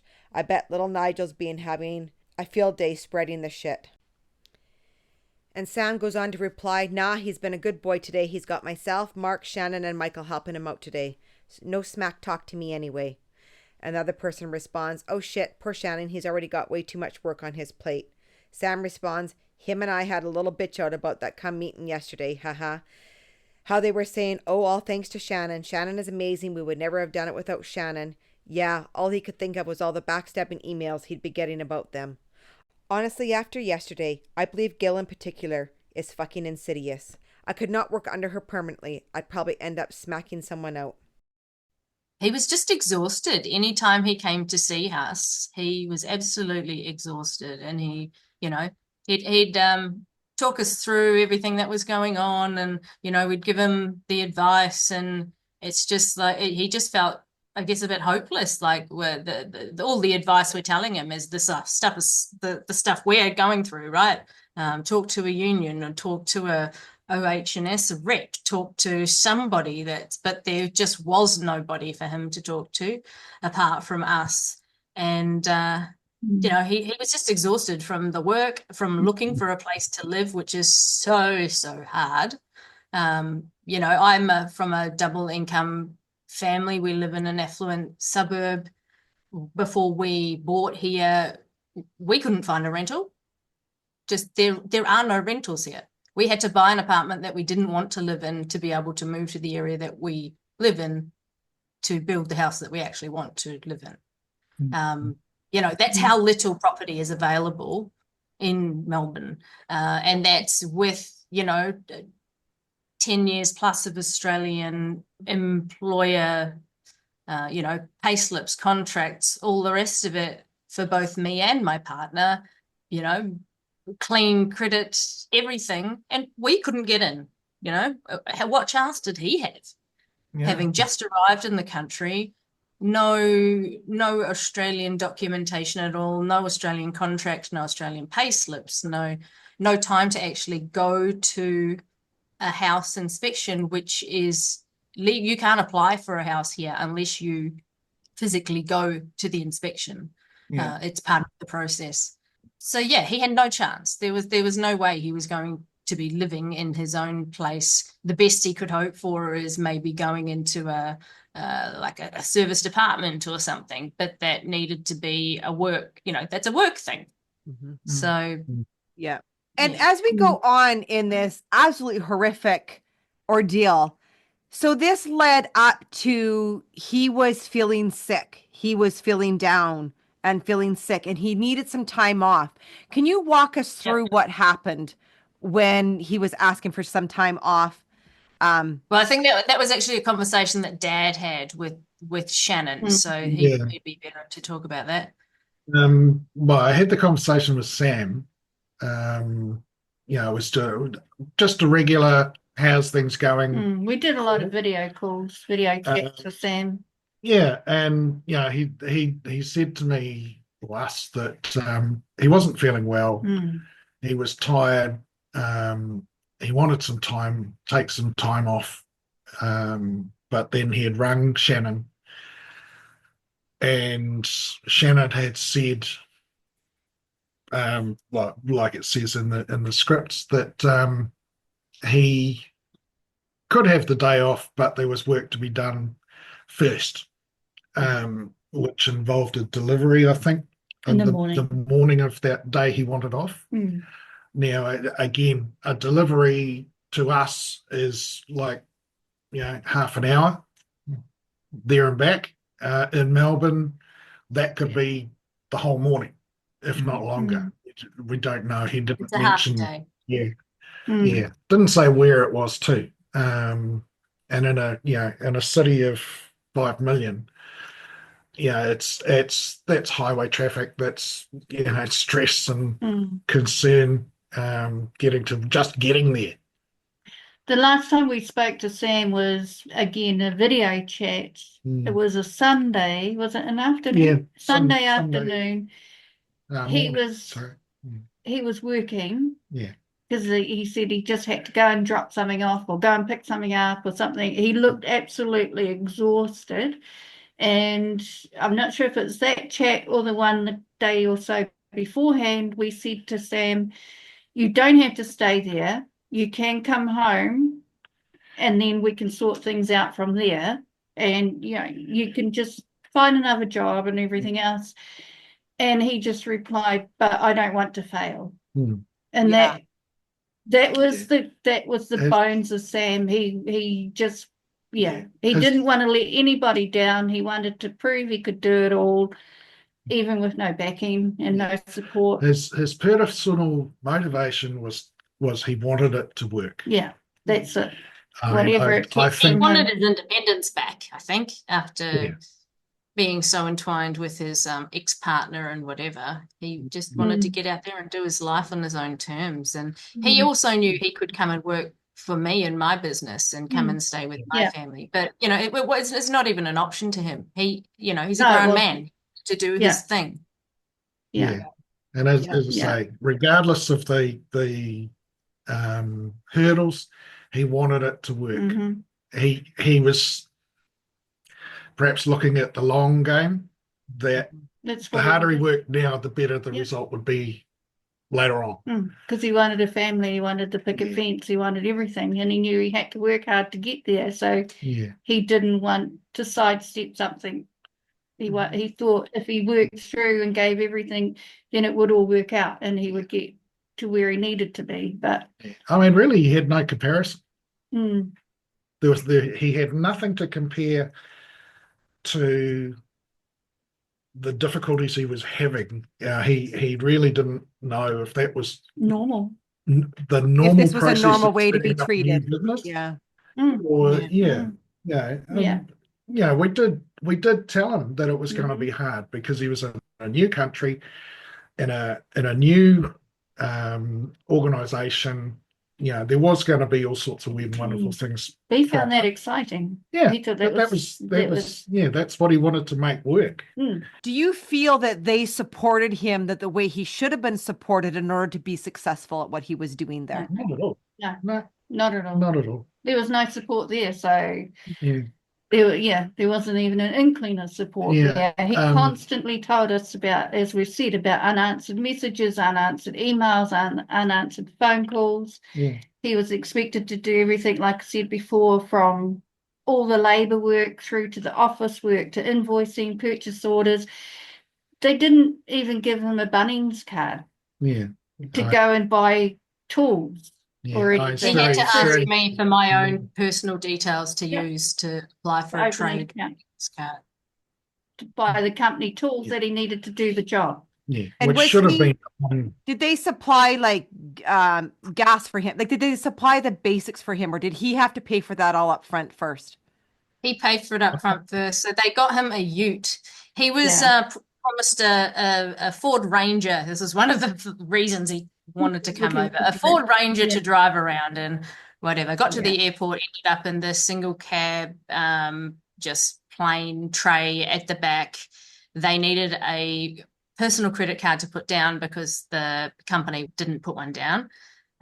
So then Sam had to obviously put his credit card down for anything, and this kid, he didn't have credit cards and things like, he hadn't done that part of life yet. So it was a mess to begin with. He never had no work credit card to buy, all of the screws and odd ends and paints and glues and whatever that he needed to buy. Do you think that they abused his inexperienced capabilities in a work job? Oh, definitely. It's in the email that says that Sam's good for the job because he knows the way we do things, and he's got a good attitude. Yeah, I think it's really important that we actually read out this letter that you're referring to, Serena. So it's a letter from Simon to Glenn, who also obviously works at the Playground Centre. And he says, "Hello, Glenn. I have drafted up a starter plan for progressing into Australia this year. Keen for you to have a look and comment, etc. In my mind, I'm thinking that Shannon would be our Australian ops manager. This should take some of the load off you moving forward. And potentially Sam for the other role. He would need training, so I also suggested a timeline below. A big reason why I think Sam could be good is that he knows our culture, our products and team, and has a good attitude. These things are the hardest part to train on a remote person. We can train him to be a PM. I understand he is also keen for a career. Obviously, this is subject to discussing with all involved, but I did tell Shannon I would draft something up for him to look at. You're welcome to show him. He goes on to provide an outline of what he wants to do. And at the end, he says, can we have a time frame for JR to take over all MRP and purchasing to free Shannon up? Wayne and Shannon to do high level only. And he ends it with, keen for your thoughts. You know? He's a it looks to me like he was a very enthusiastic. He really bought into the idea, and they just completely took advantage of that to screw as much work out of him as they could for as little money as they could get away with paying him. Yeah, and this is someone who never had real mental health issues. There was never any inkling. Well, we were just very, very proud of Sam and the way he did support his ex-wife, and just he was there all the time for her, and all of the attempts she made, it devastated him, but he stood by her side and looked after her and brought her through it all and carried her through it. And it was just a good, kind, caring guy. I saw even in the police statements, I think even Simon there was a few in the police statements where people had said that wasn't his way, like to take his own life wasn't his way of dealing with things. Right? No, and so for me, reading through all the police statements, reading through everything that you guys had sent me, it was a hard pill to swallow that somebody of this caliber would approach life that way at the very end. So he had to have been so exhausted that the mental capacity of processing what was happening wasn't there. And again, that is an accountability that lays on Simon and their company. So again, I'm not sure if it's mentioned anywhere when they separated. He realized that he needed help himself. He went to his GP and was offered medication, and he refused those, and he said, no, I'd rather do counselling, and he joined a gym. And he'd ring us and talk to us. We knew that if he was feeling a little bit down, or how you do, he would pick up and we'd have a chat for an hour or so, and he'd see things clearer again. He never, it always was quite nice in a way. So he would say that he would come to us and say if something was bothering him, or he didn't hide how he really felt. So in your words and in your experiences with all of you, he was somebody who was able to address a situation, see the issue in it, and be able to adjust that, and through counseling be able to amend that situation within himself so that his mental health was back up on par again. Definitely. It's clear that this situation was just beyond overwhelming for his abilities. We think sleep deprivation is terribly damaging to mental health. And the stress we could see all over his face of not being able to find somewhere to live, that was hard to see. But we checked in with him, and we believed he was all right, because he would tell us in the past if he wasn't okay. He wasn't shy to voice that. He didn't see it as a weakness to say, I'm having a bad day or whatever. And I think just everything piled up, and then possibly the last thing was feeling sick. Worked your ass off to get to where you are, and do everything and give up basically your whole life to get it up and running. And then get told, you can have a day off, but first you need to go and do this delivery. Then you can have a day off. That would annoy me. That would really, it would hurt, because you're like, well, that's obviously what they think of me. So. Yeah, when you read through his employer contract, the employer definitely didn't hold up their end of what they set out in that contract. And there was a Google search that he did right before he passed away. Can you guys, I'm going to put a picture of it up here on the screen, but can you guys explain what his last search was? His last search on Google,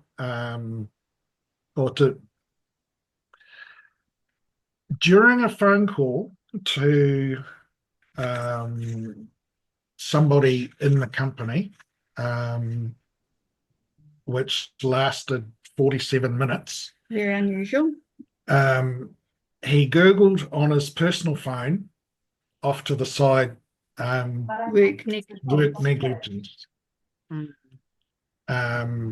What ties the two together, we don't know, because the woman that he was talking to has basically refused to give a statement. We're hoping at some point that she will be forced to. Legally required to. Yeah, at some point she must be legally required to say what Our was in problem that. is that the WorkSafe inquiry, the investigator has no pull at all in New Zealand, and this woman is in New Zealand, and the crisis manager that the company hired has told all of the staff no talking to anybody ever. Yeah. So within 24 hours, 48 hours, 24, 48 hours of us being informed that Sam had passed, we were then informed by Simon Simon, okay, don't contact us any longer. This is the name of contact this guy Martin, whatever, and he's our risk management company. They hired let's stop here. Are you you find out that Sam has passed away, and instead of the company supporting you through this, they tell you that they can't have anything to talk, they can't talk to you. Yeah, that is insane. No more text messages, no more emails, no more phone calls. They sent flowers. All to go through Martin.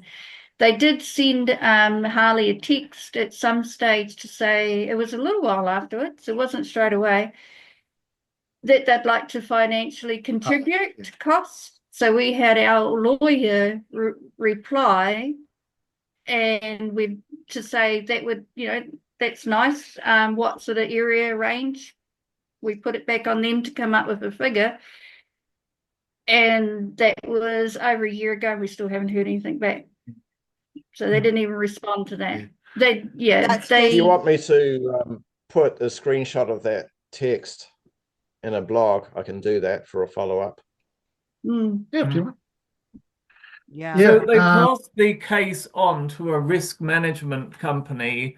And I've looked up the company, and it's run by a guy called Martin Wooters.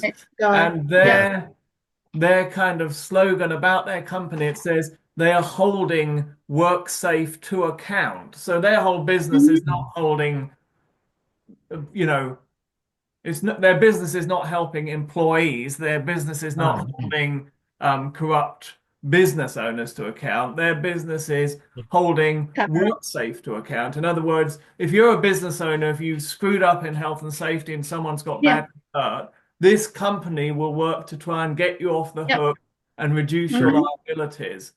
And so we can see on the Coronial brief, the report for the coroner, that all the company representatives from Playground Limited either say nothing at all, or they just give absolutely minimal one-line answers to the questions. They've all been shut down. Completely. And that's what we were told straight away. That don't contact us. Only through this risk management group. We had to fight an admission of guilt, isn't it? I mean,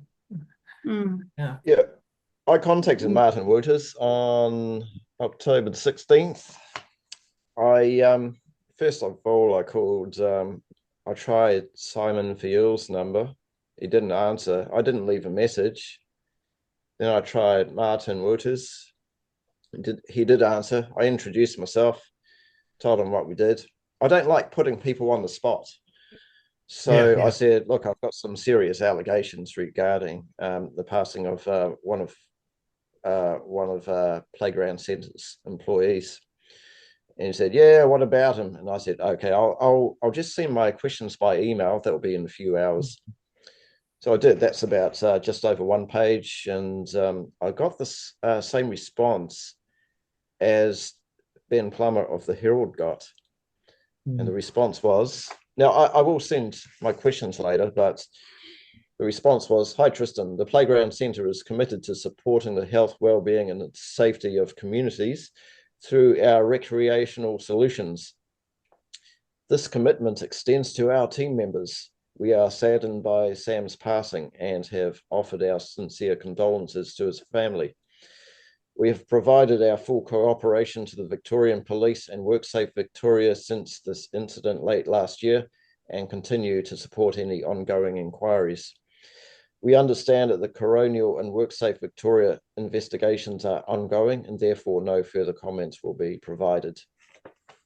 That's it. That was, I think, the following day. So his response was quick, but it was very perfunctory. And it was basically what was provided to the Herald.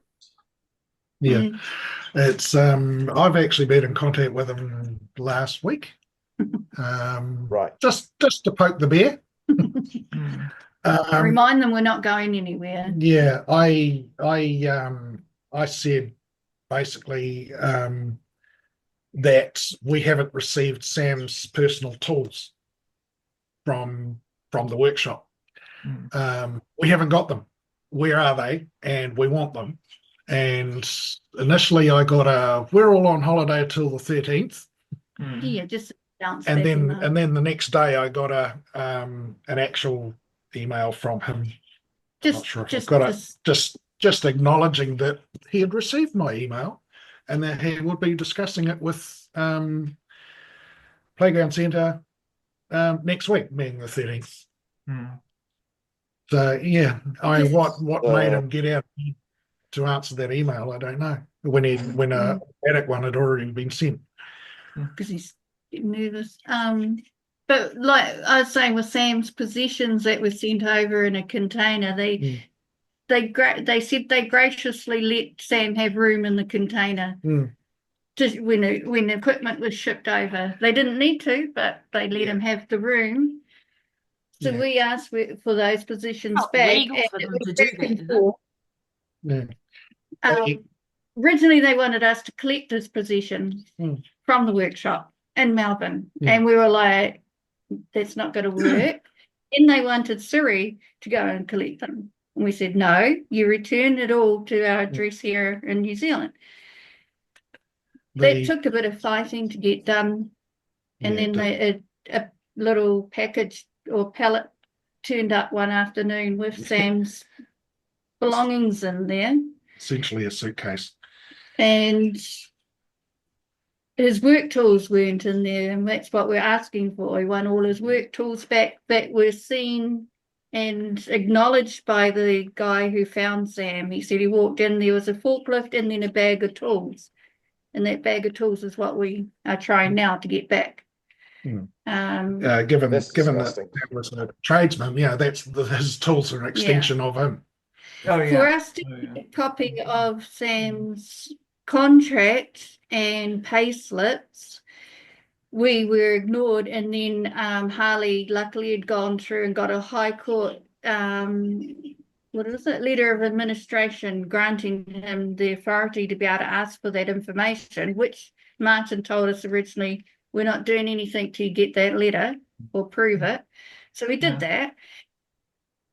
And then Harley asked for the contract and everything, and then we were ignored for a week, wasn't it? Yeah. And so Harley then sent another email and said, as leader of administration of Sam's estate given by the High Court, you need to provide this information. I don't know if it was the same day or the following week. He finally sent the copy of the payslips and contract that we've all got through, but it wasn't given to us. We had to get legal backing before he would even release all that sort of information. So it's just a whole load of cash and legal costs. Yeah. How much did that cost you in legal fees to get all that? It came out of Sam's estate. It was around 7. Yeah, I think so. 8,000.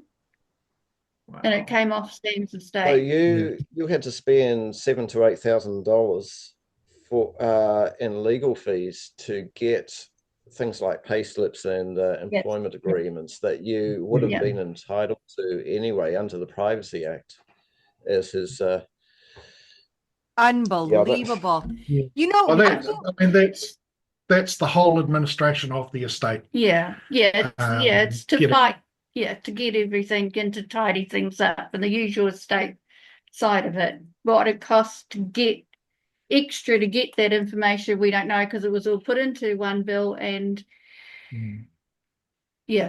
So going through something like this under the guise of a Plymouth Brethren Christian Church company, right?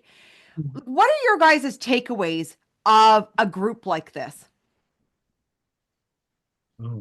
And you can be as blunt as you want. So what would you say to someone who was wondering whether to take a job with a... Don't. Not worth it. No matter what you get paid, it's not worth selling your soul for it. Yeah.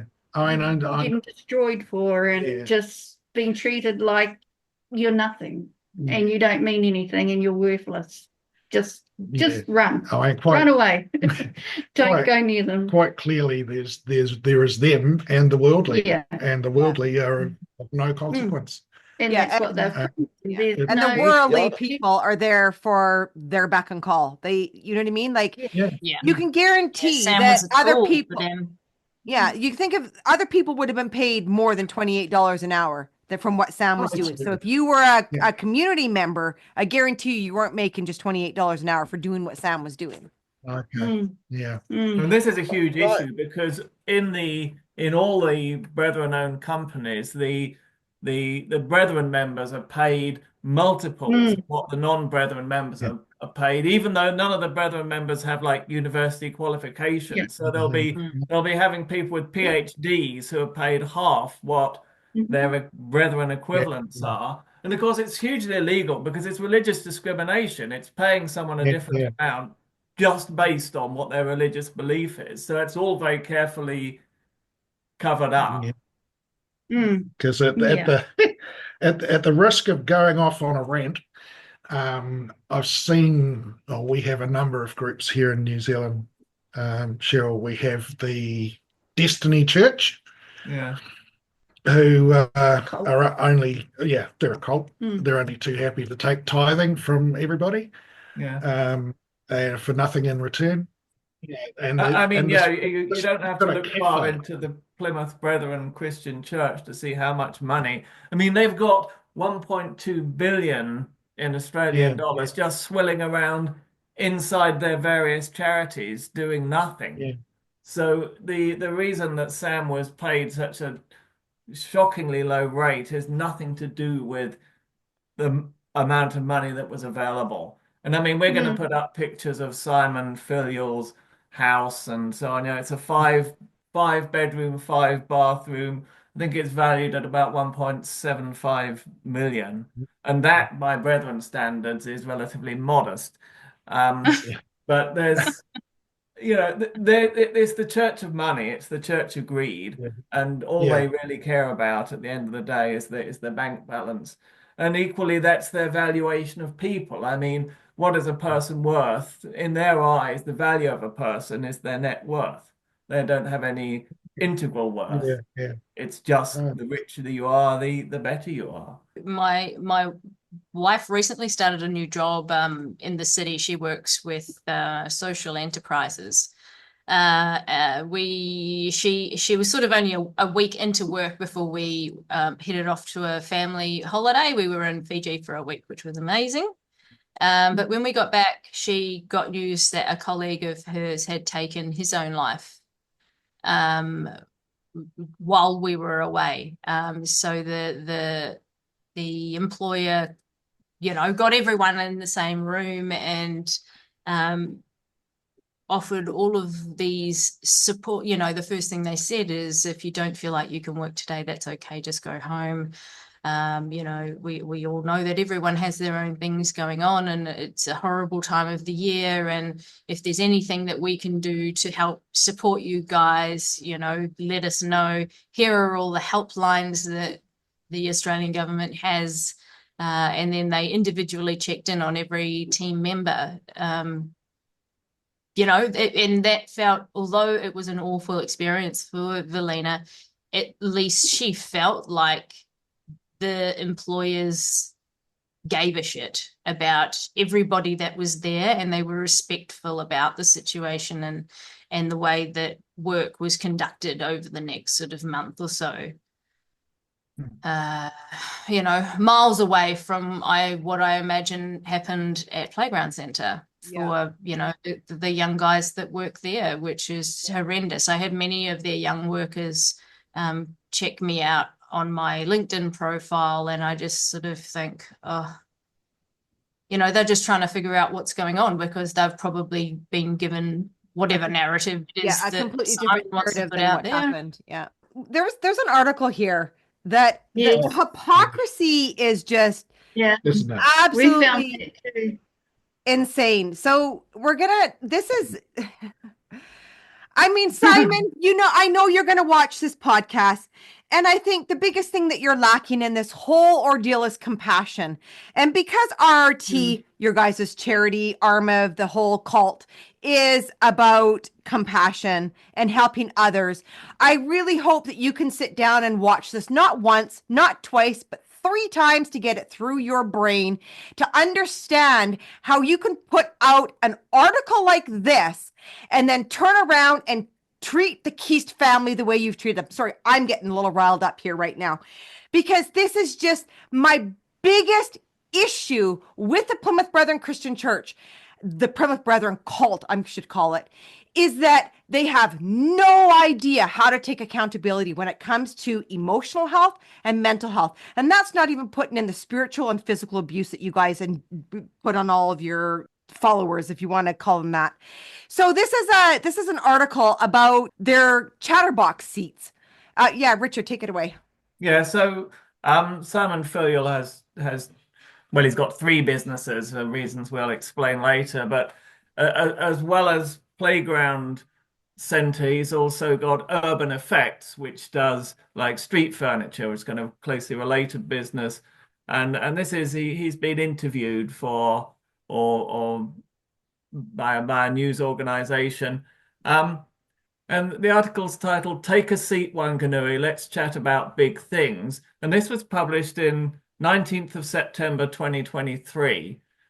So it says, the creators of the chatterbox seat, Emily Turnbull and Whanganui-based company Urban Effects, that's Simon's company, are on a mission to get people talking about the big things this Mental Health Awareness Week.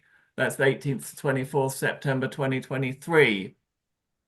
Designed to build awareness and help remove the stigma around mental health, the first chatterbox seat was installed at Point Chevalier Beach in Auckland in time for last year's Mental Health Awareness Week, with the support of the Auckland Council and the Albert Eden Board.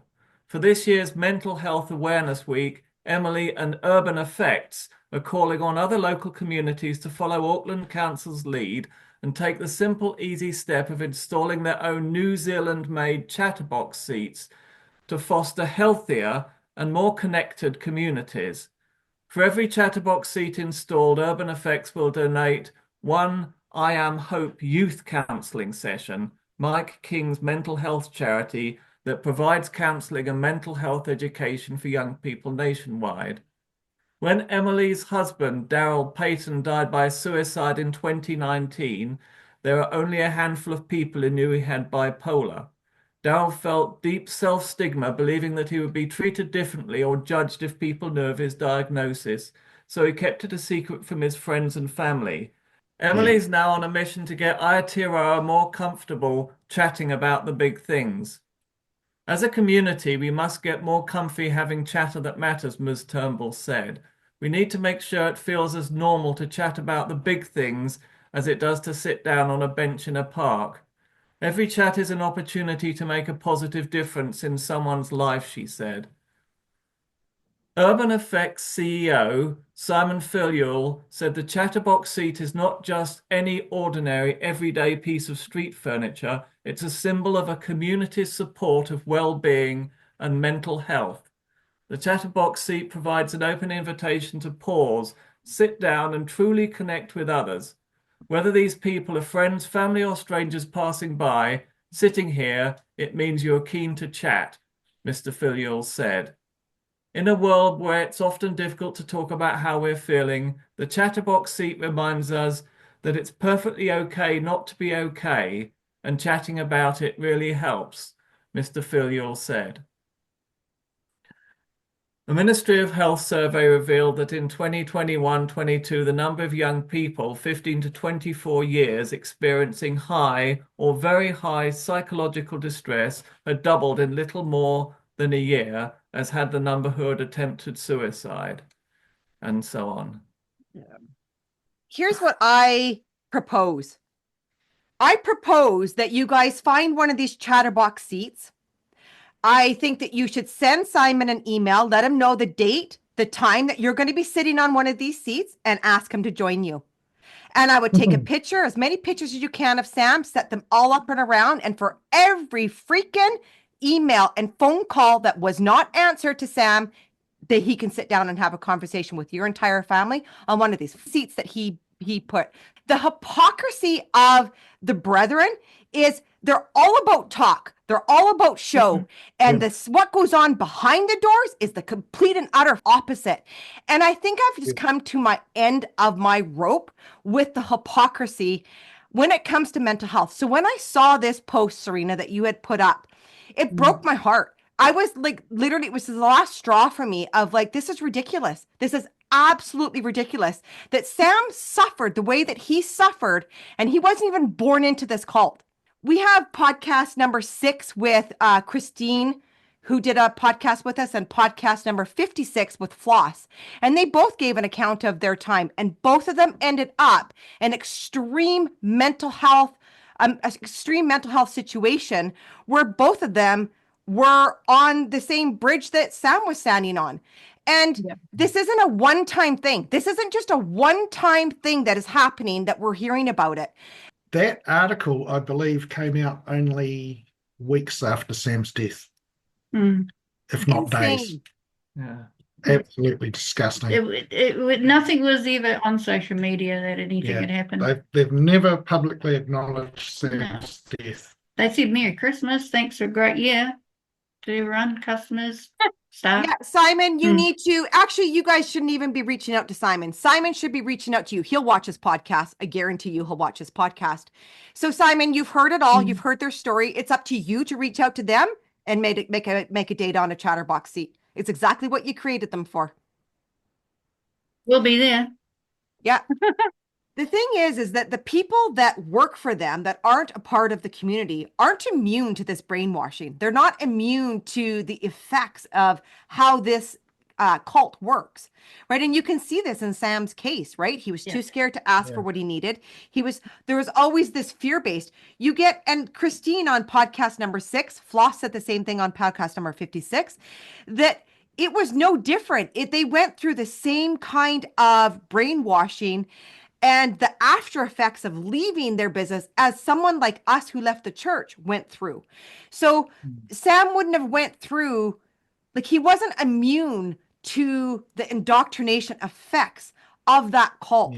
And as much as anybody wants to stand here and take like a neutral position, there isn't a neutral position in this, right? There's not a neutral position. The neutral, like, it's just not, it doesn't exist. It doesn't exist because the cult is so, they have such power and control over how they maneuver people. They're so manipulative is the word. Yeah, they're so manipulative, and they're such professionals at it, right? They're such professionals at it that I think this is why I wanted to pick up this podcast, is because my heart broke for the last time over a non-community member having to go through what we all went through, but we were born into it. He wasn't born into it.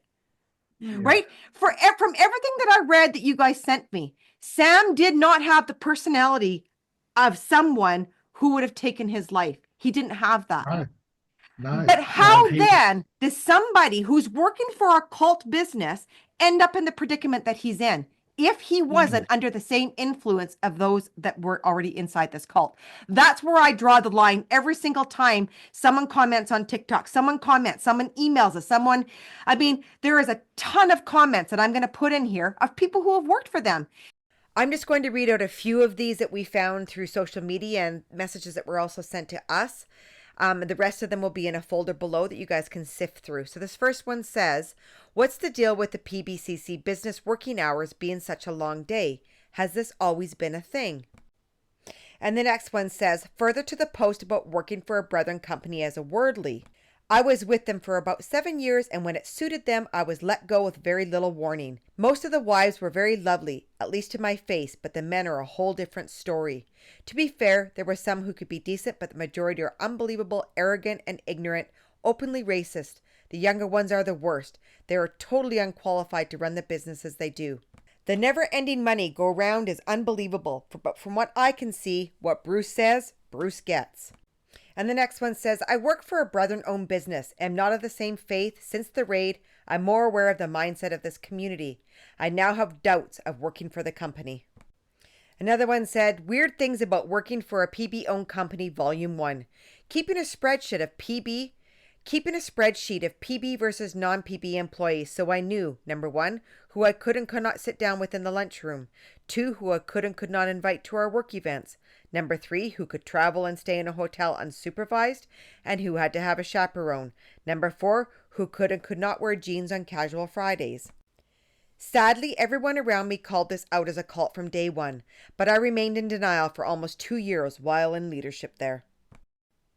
They can also make one of their distant cousins the head of a department and promote as they wish, totally biased and only care for their own.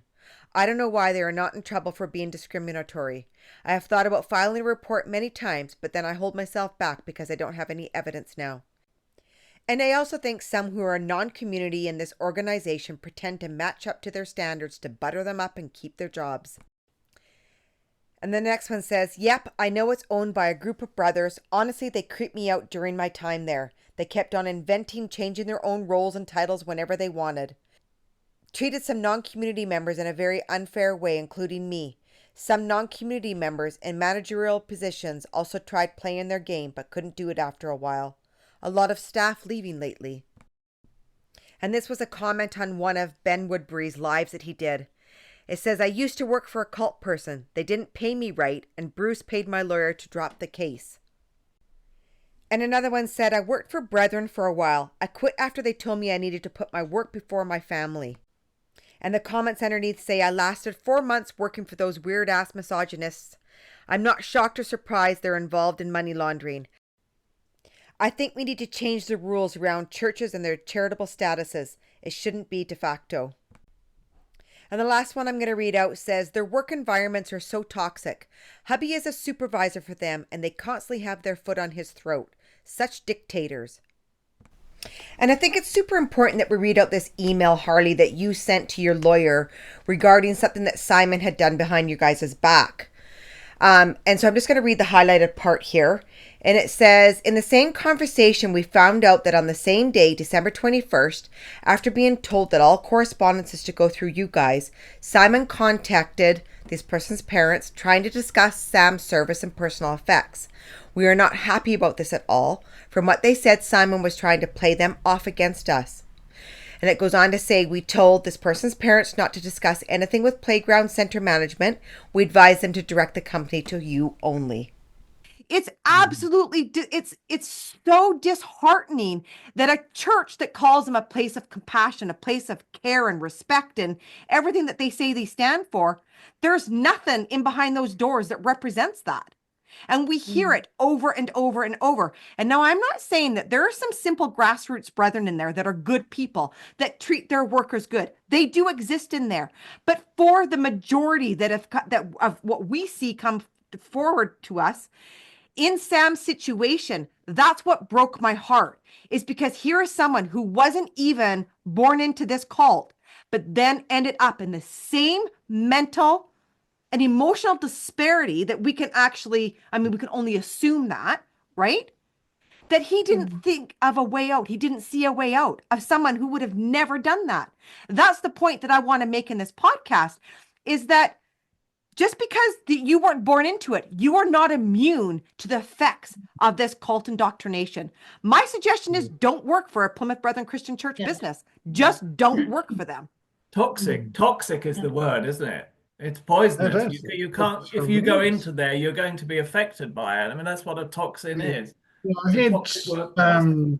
Over time, Sam had mentioned that they go and eat separately and they do this separately, and at the time it just seemed very, at best, odd. Yeah. Yeah. It's just, whatever, you go and do what you do, that's fine. It's for it to come to this is just unbelievable. Yeah, my heart breaks for you guys and what you're going through. Like, we don't wish this on anyone, and I'm so sorry that Sam ended up working for someone part of the cult that had that mentality imposed on him, and that he didn't think of a way out. That, you know what I mean? Like, it's just it's sad that his brain got so involved with them from somebody who was so bright and so smart that even their effects affected him. That's the sad part. As we said, it wasn't an option. It was never an option when he was having, or when Annie was having issues. When things started getting difficult for him in Melbourne, he wouldn't walk away. He at one point he said, or was it in Melbourne, where he said, do you feel? Are you feeling suicidal? And he said, no, absolutely not. It's not an option.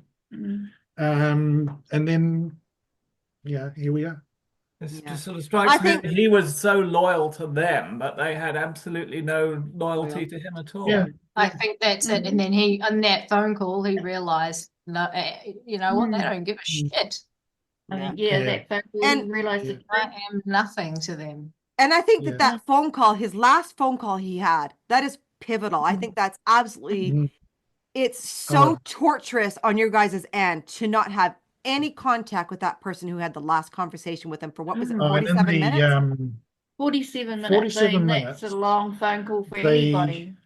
Her name's Chrissy, didn't even have the decency to report the correct time and date she got that in completely the wrong. coroner's report. In the coroner's report, she said it was Wednesday morning.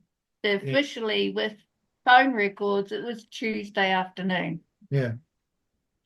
Is Chrissy a part of the? Deceitful or possibly just a mistake?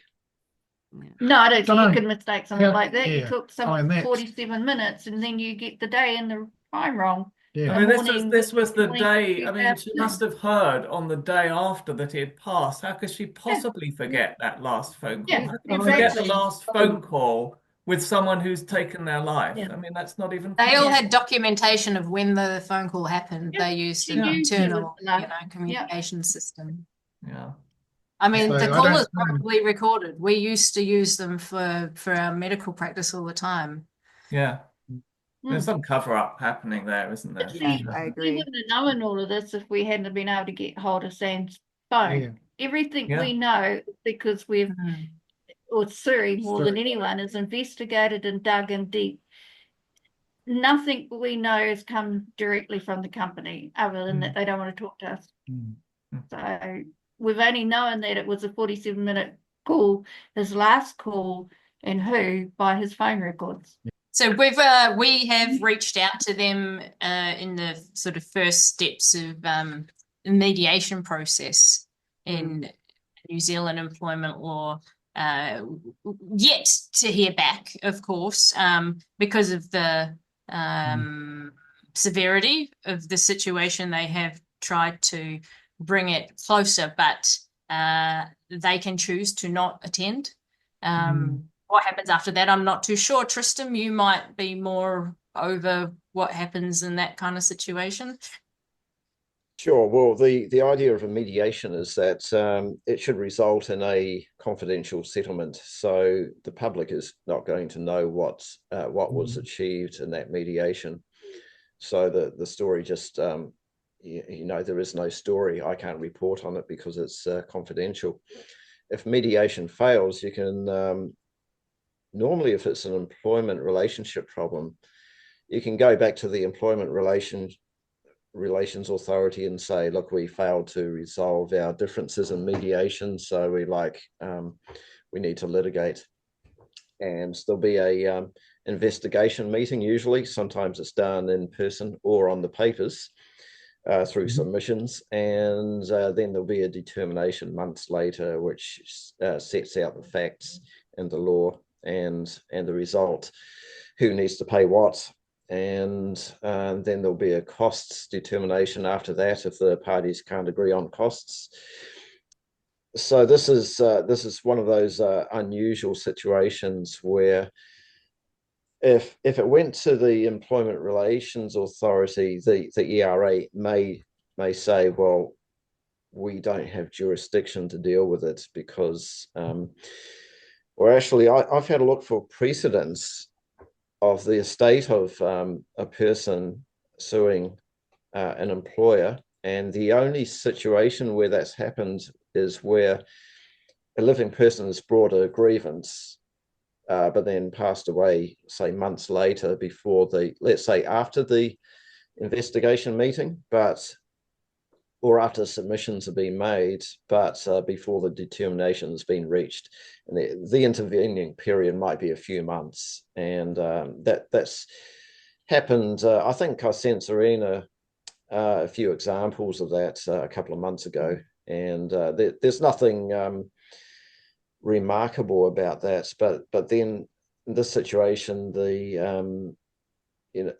Sam passed over a year ago. So can an estate sue? I don't know. There is no precedent that I could find on the Employment Relations Authority database. So if Serena has brought an action, I think part of the basis of that was that I just wrote down a note this morning. So knowing that Sam was broke, forcing him into, revoking his accommodation, that was extremely reckless, and I would say recklessly indifferent to his financial situation. Working, every hours that God sends for peanuts, and in the midst of a housing crisis in Melbourne. And what they've done is they've forced him to borrow off Serena. What was it, 1,500 to 2,000 Australian dollars? So what's the process for getting that money back? I mean, Sam would never have been in a position to pay that back if he had lived. So basically, you've been tapped by by Playground Centre, by this company, Brethren owned or not, for money to support what should be Playground Centre's operating expenses, and that's wrong. Yeah. End game, my big target once the big WorkSafe investigation has been done is going after a charge of industrial manslaughter. Is everyone aware of what that entails here in Australia? Can you explain it just for our viewers and Yeah. listeners? I think it's really good that you go through that. Yeah. Okay, so negligent conduct is so they explain it as this: for the purposes of workplace manslaughter, conduct will be considered negligent if it involves a great falling short of the standard of care that a reasonable person would have taken in the circumstances, and a high risk of death, serious injury, or serious illness.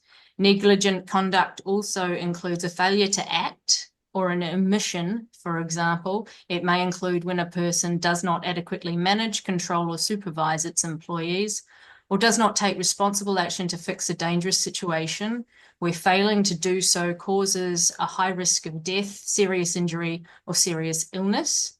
The test is based on the existing common law test for criminal negligence in Victoria and is appropriately high standard considering the significance penalties for the new offence. So it's relatively new, but the penalties If convicted of workplace manslaughter, the following penalties apply. Maximum of 25 years imprisonment for individuals and a maximum fine of 16.5 million for body corporates. So it's a huge charge. I believe only 3 charges have been made in Victoria so far, successful charges. One included a bullying case where a young woman committed suicide jumping off a building. Was that Brodie's Law? That's Brodie's Law, yeah. Yeah, explain Brodie's Law to our listeners too. So Brodie's Law, Brodie was a young woman, I believe she was about 18, working as a barista in a Melbourne cafe. She was entangled in some kind of sexual relationship with some of her co-workers or a co-worker, I don't know. But she was also bullied a lot by these guys that she worked with. She did complain to her supervisors and managers about it, who did nothing about it. At some point, she ended her own life by jumping off a building. After her investigation, they decided that the bullying was, the company allowing that bullying to happen was workplace negligence, and they were fully charged, and so were the guys that did the act itself. Yeah, Brodie's father, Damien Panlock, is a big advocate for Brodie's Law. I think the other 2 cases have involved more just tradies doing the wrong thing. I think one has been an owner that drove a forklift on an incline and they ended up losing their load and killing someone. And another one was someone fell off the top of a ute trying to secure a load with a sole contractor boss. Yeah. So. Did Simon report this death to WorkSafe? No. And do you think he was do you think he knew he was supposed to report it to WorkSafe? He knew. I believe that his PR guy told him not to. And we have an email that you got. Was that Martin? Martin, yeah. Martin. Yeah. He's useless. I want to share this just so people understand that it should be reported to WorkSafe when someone passes away at work. So this is an email that you received from WorkSafe, right? That says, Serena, thank you for contacting WorkSafe New Zealand. If the death arises from work, the PCBU, person conducting a business or undertaking, have a duty under Section 56 of the Health and Safety at Work Act 2015 to notify the regulator. We are unable to find any notification for the death of your late brother under PCBU, Playground Center Limited.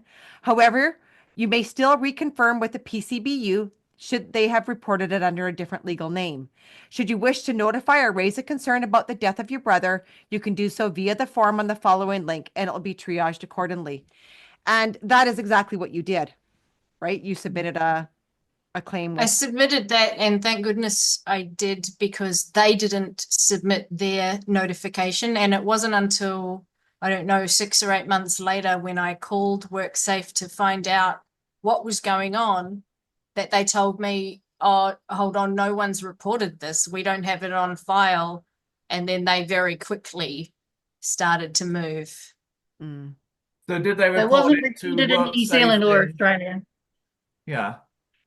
No, it wasn't reported in either country. No. Neither country. No. Yeah. So you contacted WorkSafe Australia as well, did you? Is WorkSafe Victoria now investigating? It's their jurisdiction because the death happened here. Yeah. But that was because you contacted them and... Yeah. That's amazing. Had I not contacted them, they would not have investigated. So that's what you meant by twisting and weaving on both sides of the ditch, is it, Tristram? That they're trying to evade... yeah, absolutely. By using the fact it's 2 countries, they're trying to dodge it both ways. Yeah. The ditch is the Tasman Sea. Yeah. Right. So what I find amazing is playground centre is a business. It doesn't matter if it's Brethren owned. I mean, I don't really discriminate. I don't discriminate against any religious or racial minority. I mean, some have their quirks. Certainly, there are migrant exploitation cases, and the nationality of those involved could be obvious by the ERA determination. But the ERA doesn't discriminate either. They just look at the facts, who did what, and to what extent they did it, including underpayment of wages, that kind of thing. But what I find really amazing is that the Brethren in general, they're very good at business, and Playground Centre is very good at marketing. You look at their Facebook page, and it's got some, a lot of feel-good posts, and really good work. Now, unfortunately, they've had a workplace death, and they've done everything wrong. Everything wrong leading up to that, and then everything wrong afterwards. Yeah. So you'd think they would, having a crisis on their hands, which is including a PR crisis, they should be bending over backwards to make sure that they limit the damage to their companies.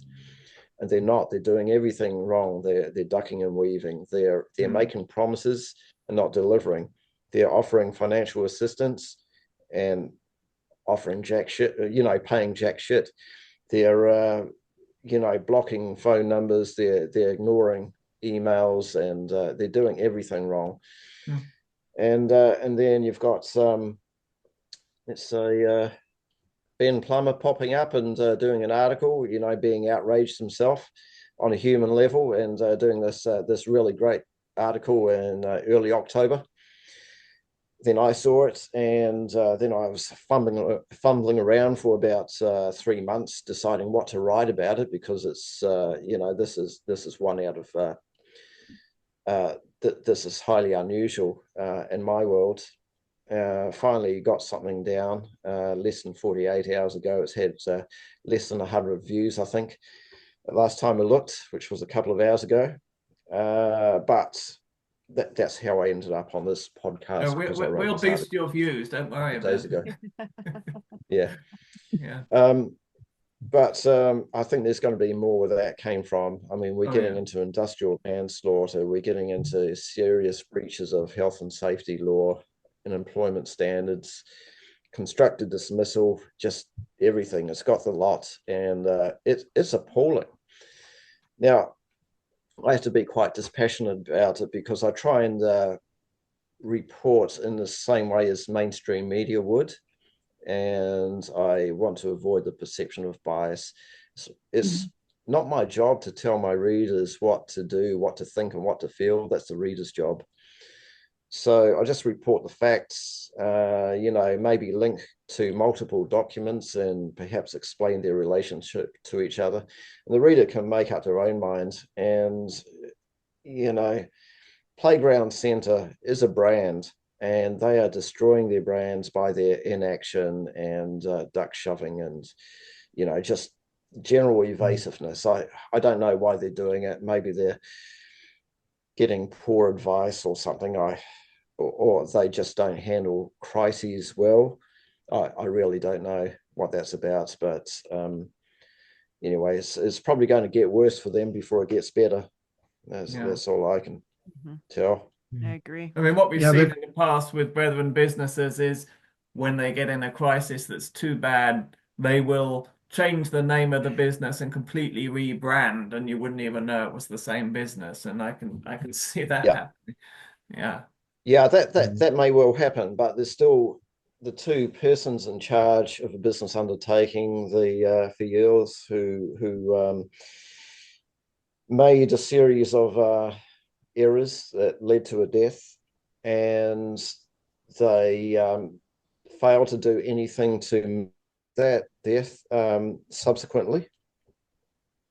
And I think my favorite part is them trying to blame everything on Shannon. Yeah. Is he still there? Is he still working for Playground Centre? I have no idea if he's there, if he's not, if he's okay. Like, we don't know. And we should, might wanna see I if just he's want to okay. point out that Shannon is a non-PBCC member as well that works there. Yeah. Poor kid. Yeah. So I guess, you know, if there was something that you could say to Playground Center right now, to Simon personally, what would you say?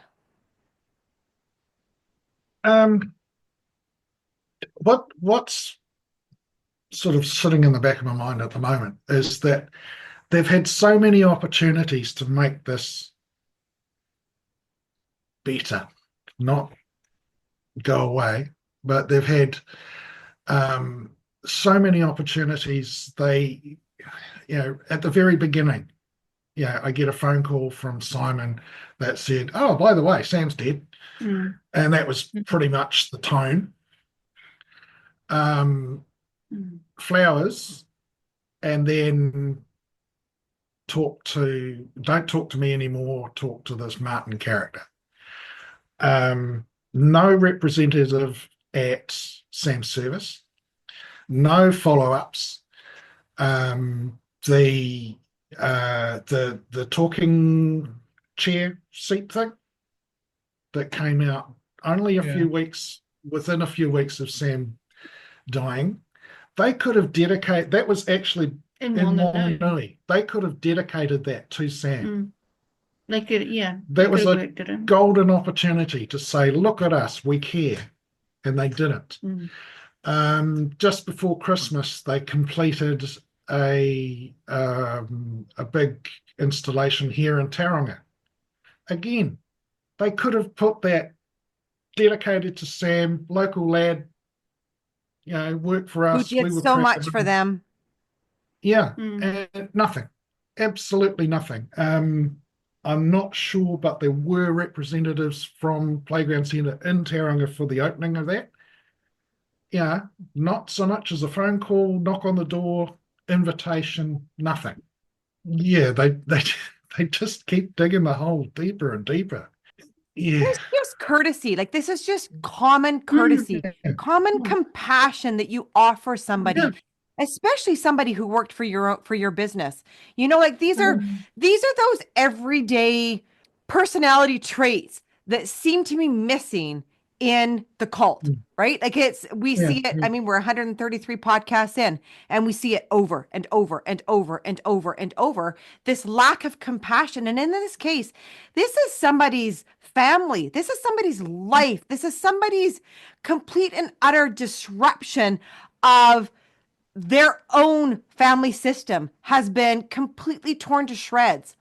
And they should be there at every beck and a call, trying to find out a way to how can I help you? What can I do to help you?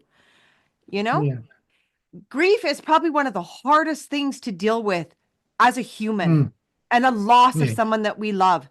Like it's just such a heavy burden to walk through. It's a heavy tunnel to walk through. And so much more when it was avoidable. Yeah. That adds to it. Sam just wanted to do his very best for his employer, and for everybody around him. Yeah. And then they just turn around and shit on him. I think that's what he realized. He and I had a conversation not long before the Christmas, well, not long before he passed, about him wanting to leave, and what should he do, and what is he going to do if things don't get better. And his plan was just carry on until the Christmas and New Year break, because that means he'll have 2 or 3 weeks of annual leave where he'll be able to just sit down and consider his options.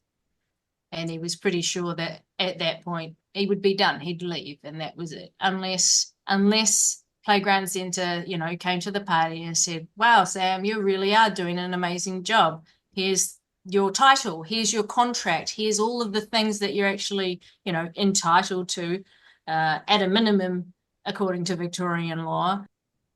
Did they ever make a new contract for him when he was working on Australia? Like, it was a new contract drawn up?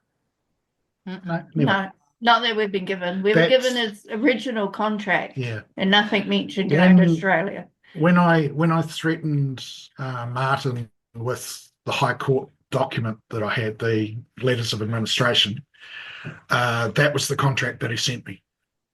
And he confirmed that was in place while Sam was in Australia. That will have fallen He's short useless. of Australian standard for construction awards. Oh, and it falls short here too. Yeah. Well, I have to say, we sure appreciate you guys all coming on here and having to relive this nightmare again. I mean, I know it's not an easy feat to raise your voice for your loved ones. It's one of the reasons why we have this platform and continue exposing these horrible experiences. You know, it's just, yeah, we're all here for you. And if there's anything that you need, please let us know. Reach out to any of us and we'll do what we can to help you guys get some justice on there. As we come to the close of today's episode, we want to just take a moment to honor and remember not just Sam, but all the individuals who have tragically lost their lives as a result of the pressures, isolation, and mistreatment connected to this cult. Their stories are not just statistics. They are lives full of potential, dreams, and loved ones left behind. By sharing Sam's story today, we hope to shed light on the systemic issues that continue to impact so many and encourage meaningful change. Let this memorial serve as a reminder that no one should have to face such struggles alone. Together, we can create awareness, foster support, and push for accountability. This moment is for Sam and for anyone else whose voice have been silenced far too soon.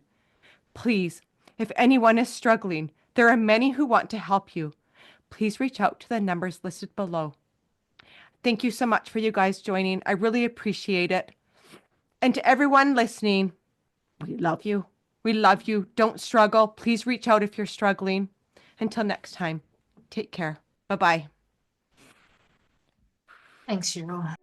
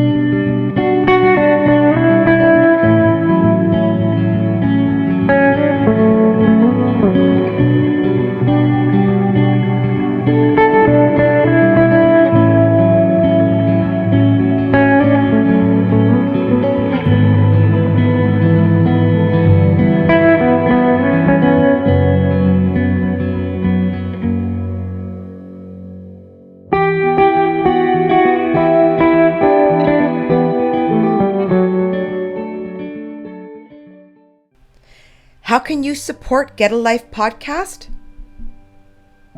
You can donate internationally via PayPal at www.paypal.me/getalifepodcast. PayPal also has a QR code that can be scanned. Or donate to our Get a Life podcast GoFundMe.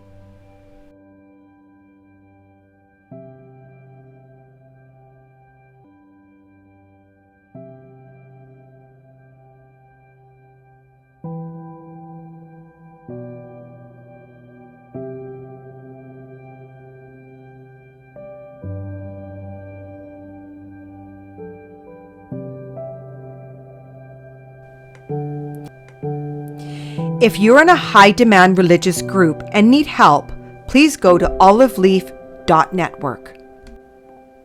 To share your story or be a guest on the show, email info.getalife@proton.me.